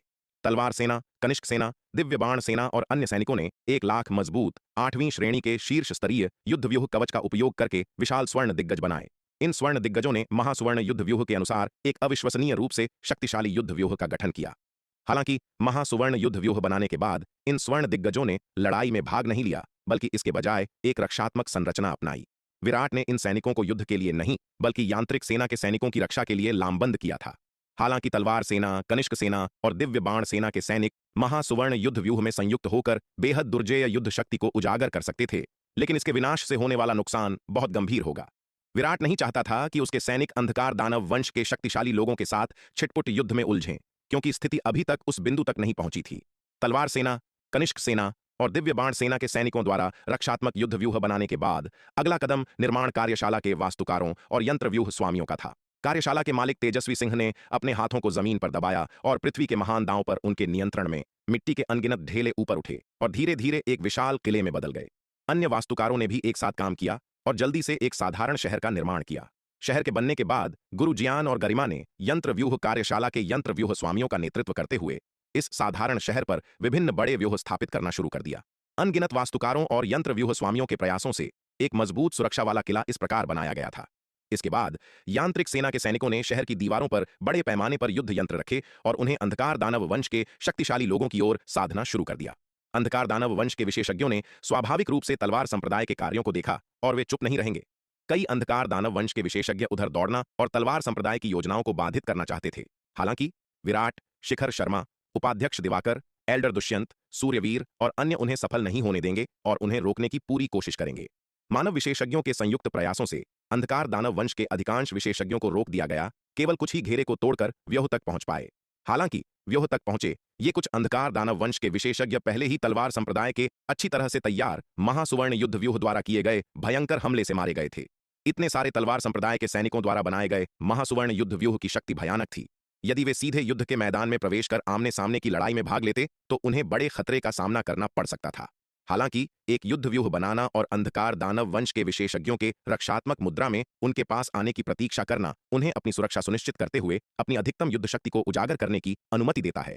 दिव्य विकास लोक के चरम पर 2 या 3 अंधकार दानव वंश के विशेषज्ञ इतने शक्तिशाली युद्ध व्यूह का कोई मुकाबला नहीं कर सकते। दिव्य विकास लोक के चरम पर कई अंधकार दानव वंश के विशेषज्ञ युद्ध व्यूह की ओर दौड़े और महासुवर्ण युद्ध व्यूह द्वारा नष्ट कर दिए गए अंधकार दानव वंश के विशेषज्ञ इस युद्ध व्यूह द्वारा छोड़ी गई भयानक शक्ति से स्तब्ध थे। हर बार मानव जाति ने अपनी नींव और ताकत का प्रदर्शन किया, इसने उन्हें अपार विस्मय से भर दिया। इन सहस्राब्दियों में मानव जाति कितनी भयानक रूप से शक्तिशाली हो गई थी। उस लड़ाई के बाद उन्हें यकीन हो गया था कि मानव जाति गंभीर रूप से कमजोर हो गई है और अब उनका पीछा करने में सक्षम नहीं है। ठीक इसी कारण से शेष अंधकार दानव वंश के विशेषज्ञों का यह समूह पश्चिमी महाद्वीप के अंधकार रसातल में इतनी आत्मविश्वास से सो सकता था और ठीक हो सकता था। अगर मानवता के अवशेषों में लाखों साल पहले इतनी ताकत होती तो उनकी सेना संभवतः अब तक इंतजार करने के बजाय अंधकार रसातल पर आक्रमण कर चुकी होती। अप्रत्याशित रूप से लाखों वर्षों के विकास के बाद मानवता ने न केवल पतन नहीं किया है, बल्कि ऐसा लगता है कि यह फिर से उठ खड़ा हुआ है। मानव सेना के युद्ध व्यूह द्वारा प्रदर्शित शक्ति को देखकर प्रमुख नाशक असुर हिडिंब, असुर कंचन और अन्य शक्तिशाली अंधकार दानव असुर भैरव से और भी अधिक नफरत करने लगे। वह दुष्ट असुर भैरव, उसने उन्हें इतनी झूठी जानकारी देने की हिम्मत कैसे की जिससे इतना घातक भ्रामक प्रभाव पड़ा। अब उन्हें यकीन हो गया था कि असुर भैरव को मानवता ने रिश्वत दी थी, या कि कायर असुर भैरव ने मानवों की ताकत देखने के बाद डर के मारे आत्मसमर्पण कर दिया था और इस प्रकार इतना बड़ा जाल बिछाने के लिए उनके साथ सहयोग किया था। मानव सेना के युद्ध व्यूह की शक्ति को देखकर प्रमुख नाशक असुर कंचन और अन्य शक्तिशाली अंधकार दानवों ने तुरंत मुहर पर हमला करने की अपनी योजना छोड़ दी और सभी मानव सेना की ओर दौड़ पड़े। उन्होंने मानव सेना से निपटने और स्थानिक स्थानांतरण व्यूह को पहले नष्ट करने की योजना बनाई ताकि मानवों को इससे अधिक मजबूत समर्थन प्राप्त करने से रोका जा सके। प्रमुख नाशक और अन्य अंधकार दानव वंश के विशेषज्ञों के कार्यों को देखकर विराट का दिल कस गया। अकेले उनके तलवार संप्रदाय, दिव्य पवन महल और उपाध्यक्ष दिवाकर के विशेषज्ञ इतने सारे अंधकार दानव वंश के विशेषज्ञों के हमले का सामना नहीं कर सकते थे। सौभाग्य से मुहर की रक्षा करने वाले सफेद बालों वाले एल्डर और अन्य मानव विशेषज्ञों ने अंधकार दानव वंश के इरादों को भांपने के बाद उनके कार्यों में बाधा डालने की पूरी कोशिश की। सफेद बालों वाले एल्डर ने प्रमुख नाशक और अंधकार दानव वंश को रोकने के लिए मुहर के व्यूह से और भी अधिक शक्ति जुटाई। हालांकि इस कार्रवाई ने मुहर के व्यूह को कमजोर कर दिया। मुहर के नीचे भयानक शक्ति के प्रभाव में एक तेज आवाज के साथ कई दरारें शुरू हो गईं। अध्यक्ष जनार्दन, हम मुहर के व्यूह की शक्ति को आगे नहीं जुटा सकते, अन्यथा यह मुहर वास्तव में नीचे के दानवों को दबाने में असमर्थ होगी। एक दुबले पतले बूढ़े व्यक्ति ने इस दृश्य को देखकर पीला पड़ते हुए सफेद बालों वाले बूढ़े व्यक्ति पर चिल्लाया। दुबले पतले बूढ़े व्यक्ति की बातें सुनकर सफेद बालों वाला बूढ़ा व्यक्ति, जिसका नाम अध्यक्ष जनार्दन था, झिझक गया। उसने लगातार हमला की जा रही मुहर की ओर देखा और अंततः एक गहरी सांस ली। फिर भी दुश्मन से लड़ने के लिए मुहर के व्यूह की शक्ति जुटाने की हिम्मत नहीं कर पाया। आखिरकार मुहर के नीचे जो था वह सबसे भयानक था। एक बार जब वे मुक्त हो जाएंगे तो शक्ति सिंधु महाद्वीप के लिए वही सच्ची आपदा होगी। हालांकि सफेद बालों वाला बूढ़ा व्यक्ति, जिसका नाम अध्यक्ष जनार्दन था, दुश्मन से लड़ने के लिए मुहर के व्यूह की बहुत अधिक शक्ति जुटाने की हिम्मत नहीं कर पाया, लेकिन उनकी पहले की बाधा ने तलवार संप्रदाय के लिए समय खरीद लिया था। जैसे ही प्रमुख नाशक और अंधकार दानव वंश के अन्य शक्तिशाली लोगों ने इन मानव शक्तिशाली लोगों द्वारा रोकी गई रक्षात्मक रेखा को तोड़ा और तलवार संप्रदाय की सेना की ओर बढ़े, तलवार संप्रदाय का किलेनुमा महल पहले ही बन चुका था। शहर की दीवारों पर विशाल युद्ध यंत्र पहले ही स्थापित किए जा चुके थे। हमलावर अंधकार दानव वंश के शक्तिशाली लोगों को देखकर यांत्रिक सेना के कमांडर जनरल जयपाल का चेहरा गंभीर था और उसने भारी आवाज में चिल्लाते हुए कहा, सभी सैनिक, मेरे आदेश को सुनो, उन पर बमबारी करो। Boom boom boom. General Jaipal के आदेश पर सैकड़ों युद्ध यंत्र एक साथ फूट पड़े और प्रकाश की विशाल किरणें हमलावर अंधकार दानव वंश के शक्तिशाली लोगों की ओर चली गईं। प्रकाश की ये किरणें अविश्वसनीय रूप से तेज थीं और अंधकार दानव वंश के शक्तिशाली लोगों ने इन युद्ध यंत्रों की शक्ति का अनुमान नहीं लगाया था। एक पल में अधिकांश अंधकार दानव वंश के शक्तिशाली लोग इन युद्ध यंत्रों से सीधे टकरा गए। युद्ध के ये हथियार सभी श्रेष्ठ और सर्वोच्च जन्मजात गुणवत्ता के थे। अंधकार दानव वंश की दुर्जेय सुरक्षा के बावजूद इनमें से किसी एक के सीधे प्रहार से निश्चित रूप से चोट लगेगी। कुछ अंधकार दानव वंश के चरम चरण के दिव्य विकास लोक के विशेषज्ञ, जो मानव शक्तिशाली लोगों के खिलाफ पिछली लड़ाइयों में पहले ही गंभीर रूप से घायल हो चुके थे, इन हथियारों की सीधी चपेट में आने पर तुरंत मारे भी गए। यह देखकर प्रमुख नाशक का चेहरा अविश्वसनीय रूप से गंभीर हो गया। उसने वास्तव में उम्मीद नहीं की थी कि यह अभियान इस तरह विकसित होगा। इन हथियारों की शक्ति के साथ शहर के किले पर पहले से स्थापित अभेद्य युद्ध व्यूह के साथ किले तक पहुंचने और उस सेना को खत्म करने का उनका प्रयास संभवतः महत्वपूर्ण नुकसान का कारण बनेगा। इसके अलावा रास्ते में मानव शक्तिशाली लोग चुप नहीं बैठेंगे। इन मानव शक्तिशाली लोगों और इन हथियारों के संयुक्त प्रयासों के साथ शहर के किले तक पहुंचने पर उन्हें जो कीमत चुकानी पड़ेगी वह उनकी उम्मीदों से अधिक होने की संभावना थी। यदि उनका नुकसान बहुत बड़ा था तो आज का अभियान बहुत अच्छी तरह से विफल हो सकता है। यदि आज उनका अभियान विफल हो जाता है तो सेनापति क्रूर और उनके आदमियों को मुहर से बचाने का कोई दूसरा मौका नहीं मिलेगा। प्रमुख नाशक ने दूरी पर बने नए शहर को गंभीर रूप से देखा। अंततः उस पर हमला करने की अपनी योजना को छोड़ दिया। सभी लोग पूरी ताकत से हमला करो, किसी भी कीमत पर मुहर तोड़ दो। प्रमुख नाशक ने अंधकार दानव योद्धाओं के समूह को आदेश दिया। शुरुआत में चूंकि अंधकार दानवों को पूर्ण लाभ था, इसलिए उन्हें मुहर पर हमला करने की कोई जल्दी नहीं थी। उन्होंने सबसे सुरक्षित और कम खर्चीला दृष्टिकोण चुना। आखिरकार कोई भी मरना नहीं चाहता अगर उसे जरूरत न हो। शुरुआत में अंधकार दानवों के भारी लाभ के साथ मानव जाति की हार अपरिहार्य थी। मुहर की रखवाली करने वाले सभी मानव योद्धाओं को मारना, इसे खोलना बहुत आसान पर एक प्यारी सी मुस्कान। लेकिन अब स्थिति पूरी तरह बदल चुकी थी। मानव सुदृढ़ीकरण के आगमन के साथ अंधकार दानव अब अपना पूर्ण लाभ बनाए नहीं रख सके। इसके अलावा उन्हें नहीं पता था कि कितनी मानव शक्ति बची है जो अभी तक नहीं आई थी। यदि चीजें खिंचती हैं तो चीजें बदल सकती हैं। इसलिए शक्तिशाली अंधकार दानवों ने अपनी रणनीति बदल दी, अपनी सेनाओं को केंद्रित किया और मुहर पर एक उन्मत्त हमला शुरू कर दिया। बाहर से मुहर पर हमला करने वाली शक्ति में वृद्धि को महसूस करते हुए नीचे से मुहर को प्रभावित करने वाली शक्ति भी तेज हो गई। इस समन्वित हमले के साथ दरकने की आवाजों की एक श्रृंखला बज उठी और मुहर की सतह पर विशाल दरारें दिखाई देने लगीं। यह देखकर मानव शक्तिशाली लोग भयभीत हो गए। मुहर की रखवाली करने वाले वे मानव रक्षक अंधकार दानवों द्वारा इसके विनाश को रोकने के लिए बेताबी से कोशिश करने लगे। दूसरी ओर यह देखकर विराट के भीतर चिंता की लहर दौड़ गई। उसने रक्त देवता मंदिर की सवारी की जो सीधे मुहर की ओर जा रहा था। दक्षिणी महाद्वीप। विराट का निर्मल अवतार पूर्वी सागर के 10 अधिपतियों की पैतृक भूमि पर स्थानिक स्थानांतरण व्यूह के माध्यम से यात्रा कर रहा था ताकि उनकी आरोहण लोक की सेनाओं को लामबंद करना शुरू किया जा सके। 10 अधिपतियों के गढ़ों को विराट और तलवार संप्रदाय के विशेषज्ञों द्वारा पहले ही नष्ट कर दिया गया था और उनके शेष आरोहण लोक की सेनाओं को उसके द्वारा वश में कर लिया गया था। 10 अधिपतियों द्वारा छोड़ी गई आरोहण लोक की सेनाओं की संख्या बहुत बड़ी थी। अकेले जलनाग कबीला में 3 लाख आरोहण लोक के सैनिक थे। जबकि अन्य 9 अधिपतियों के पास कम थे, यहां तक कि सबसे कमजोर दंत मत्स्य वंश के पास भी 1,50,000 थे। कुल मिलाकर 10 अधिपतियों की आरोहण लोक सेनाओं की संख्या 20 लाख से अधिक थी। वास्तव में एक भयानक शक्ति। मूल रूप से विराट 20 लाख से अधिक आरोहण लोक की सेनाओं को लामबंद नहीं करना चाहता था। सबसे पहले पूर्वी सागर समुद्री जाति की इन आरोहण लोक की सेनाओं ने तलवार संप्रदाय से बहुत अधिक युद्ध व्यूह प्रशिक्षण नहीं लिया था। दूसरा, इन आरोहण लोक की सेनाओं के पास युद्ध व्यूह कवच नहीं था और उन्हें सीधे युद्ध के मैदान में भेजने से उनकी वास्तविक युद्ध शक्ति को उजागर करना मुश्किल हो जाएगा। हालांकि स्थिति जरूरी थी और वह अब उस पर विचार नहीं कर सकता था। अभी सबसे महत्वपूर्ण बात उन अंधकार दानव वंश के विशेषज्ञों को पहले खदेड़ना था। विराट के निर्मल अवतार के आदेश के तहत बड़ी संख्या में आरोहण लोक समुद्री जाति के सैनिकों को लगातार स्थानिक स्थानांतरण व्यूह के माध्यम से दक्षिणी महाद्वीप ले जाया गया और फिर वहां से स्थानिक स्थानांतरण व्यूह के माध्यम से मुहरबंद द्वीप तक। जब द्वीप पर भारी संख्या में आरोहण लोक के समुद्री जाति के सैनिक दिखाई दिए तो मानव जाति बहुत खुश थी, जबकि अंधकार दानव वंश का चेहरा काफी बदल गया। उन्हें कभी उम्मीद नहीं थी कि मानव जाति समुद्री जाति के आरोहण लोक के सैनिकों को भी लामबंद कर सकती है। इन समुद्री जाति के आरोहण लोक के सैनिकों की भारी संख्या को देखते हुए यह आसानी से 20 लाख से अधिक हो गया। भले ही ये अंधकार दानव वंश के विशेषज्ञ अविश्वसनीय रूप से शक्तिशाली थे, 20 लाख से अधिक आरोहण लोक के सैनिकों को देखकर अभी भी उनके रोंगटे खड़े हो गए। अगर यह सिर्फ इन 20 लाख आरोहण लोक के सैनिकों से निपटने की बात होती तो ये अंधकार दानव वंश के विशेषज्ञ नहीं डरते। लेकिन मुख्य बात यह थी कि वे अब न केवल इन 20 लाख समुद्री जाति के आरोहण लोक के सैनिकों का सामना कर रहे थे, बल्कि बड़ी संख्या में मानव दिव्य विकास लोक के विशेषज्ञों, सैकड़ों शक्तिशाली युद्ध यंत्रों और 30 दुर्जेय काले सुनहरे पुतलों का भी सामना कर रहे थे। पहले मानव जाति की सेनाएं अधिकतम उनके बराबर थीं, लेकिन इन 20 लाख समुद्री जाति के आरोहण लोक के सैनिकों की उपस्थिति के साथ मानव जाति की ताकत ने पूर्ण लाभ प्राप्त कर लिया था। यदि लड़ाई लंबी खींचती है तो उनका अंधकार दानव वंश निस्संदेह हार जाएगा। जल्दी करो, हम और देरी नहीं कर सकते, प्रमुख नाशक ने ठंडे स्वर में चिल्लाया। प्रमुख नाशक की बात सुनकर और 20 लाख से अधिक आरोहण लोक के साधकों की भारी सेना को अपनी ओर उड़ते हुए देखकर अंधकार दानव वंश के विशेषज्ञों के चेहरे बेहद गंभीर हो गए। प्रमुख नाशक, याद रखना कि बाद में मेरा बदला लेना। अंधकार दानव वंश के 3 नेताओं में से एक असुर कंचन ने दांत पीसे और प्रमुख नाशक की ओर मुड़ा जब उसने आरोहण लोक समुद्री जाति के योद्धाओं की तेजी से आती हुई सेना को देखा। इसके साथ ही असुर कंचन मुहर की ओर चमका, उसका शरीर चकाचौंध करने वाले काले प्रकाश से जगमगा रहा था। अगले ही पल एक गगनभेदी गर्जना हुई और असुर कंचन फट गया। विस्फोट की भयानक शक्ति मुहर से टकराई जिससे उसकी सतह पर दरारें चौड़ी हो गईं। यह देखकर मानव शक्तिशाली लोगों का समूह स्तब्ध रह गया।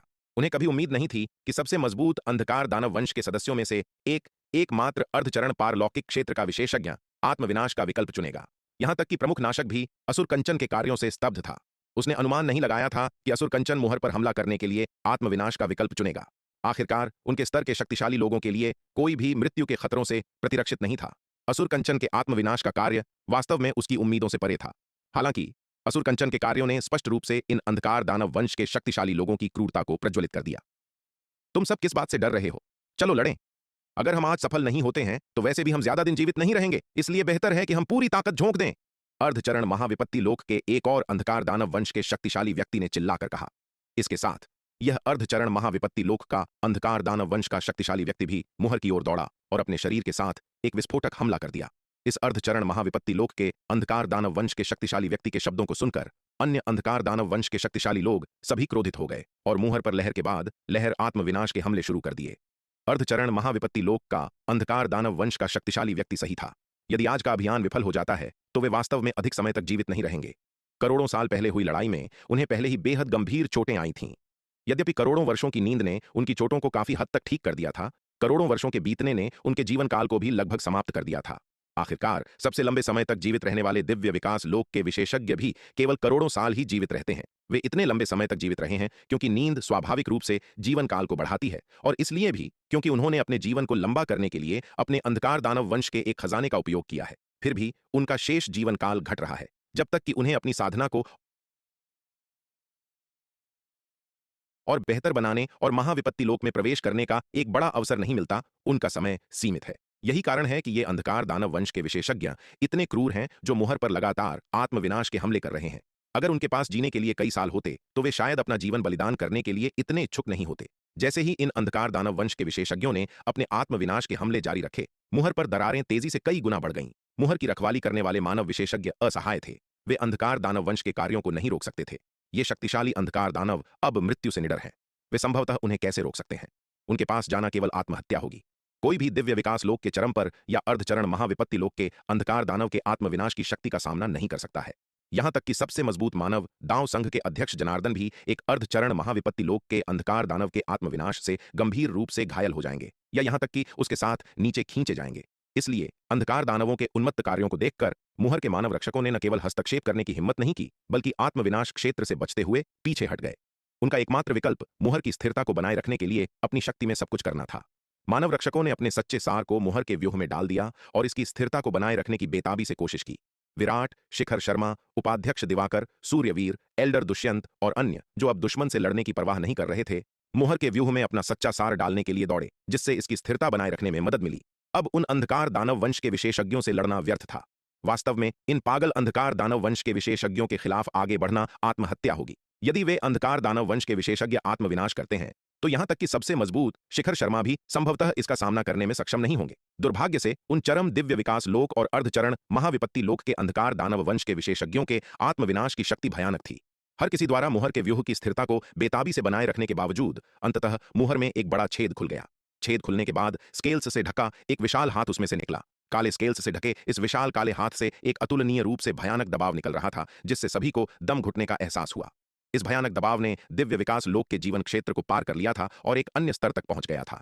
मुहर के बड़े छेद से बाहर निकलते हुए विशाल हाथ को देखकर मानव विशेषज्ञों का दिल बैठ गया। उनका सबसे बुरा डर सच हो गया था। एक बार जब मुहर के नीचे मौजूद प्राणी मुक्त हो जाएगा तो उनकी मानव जाति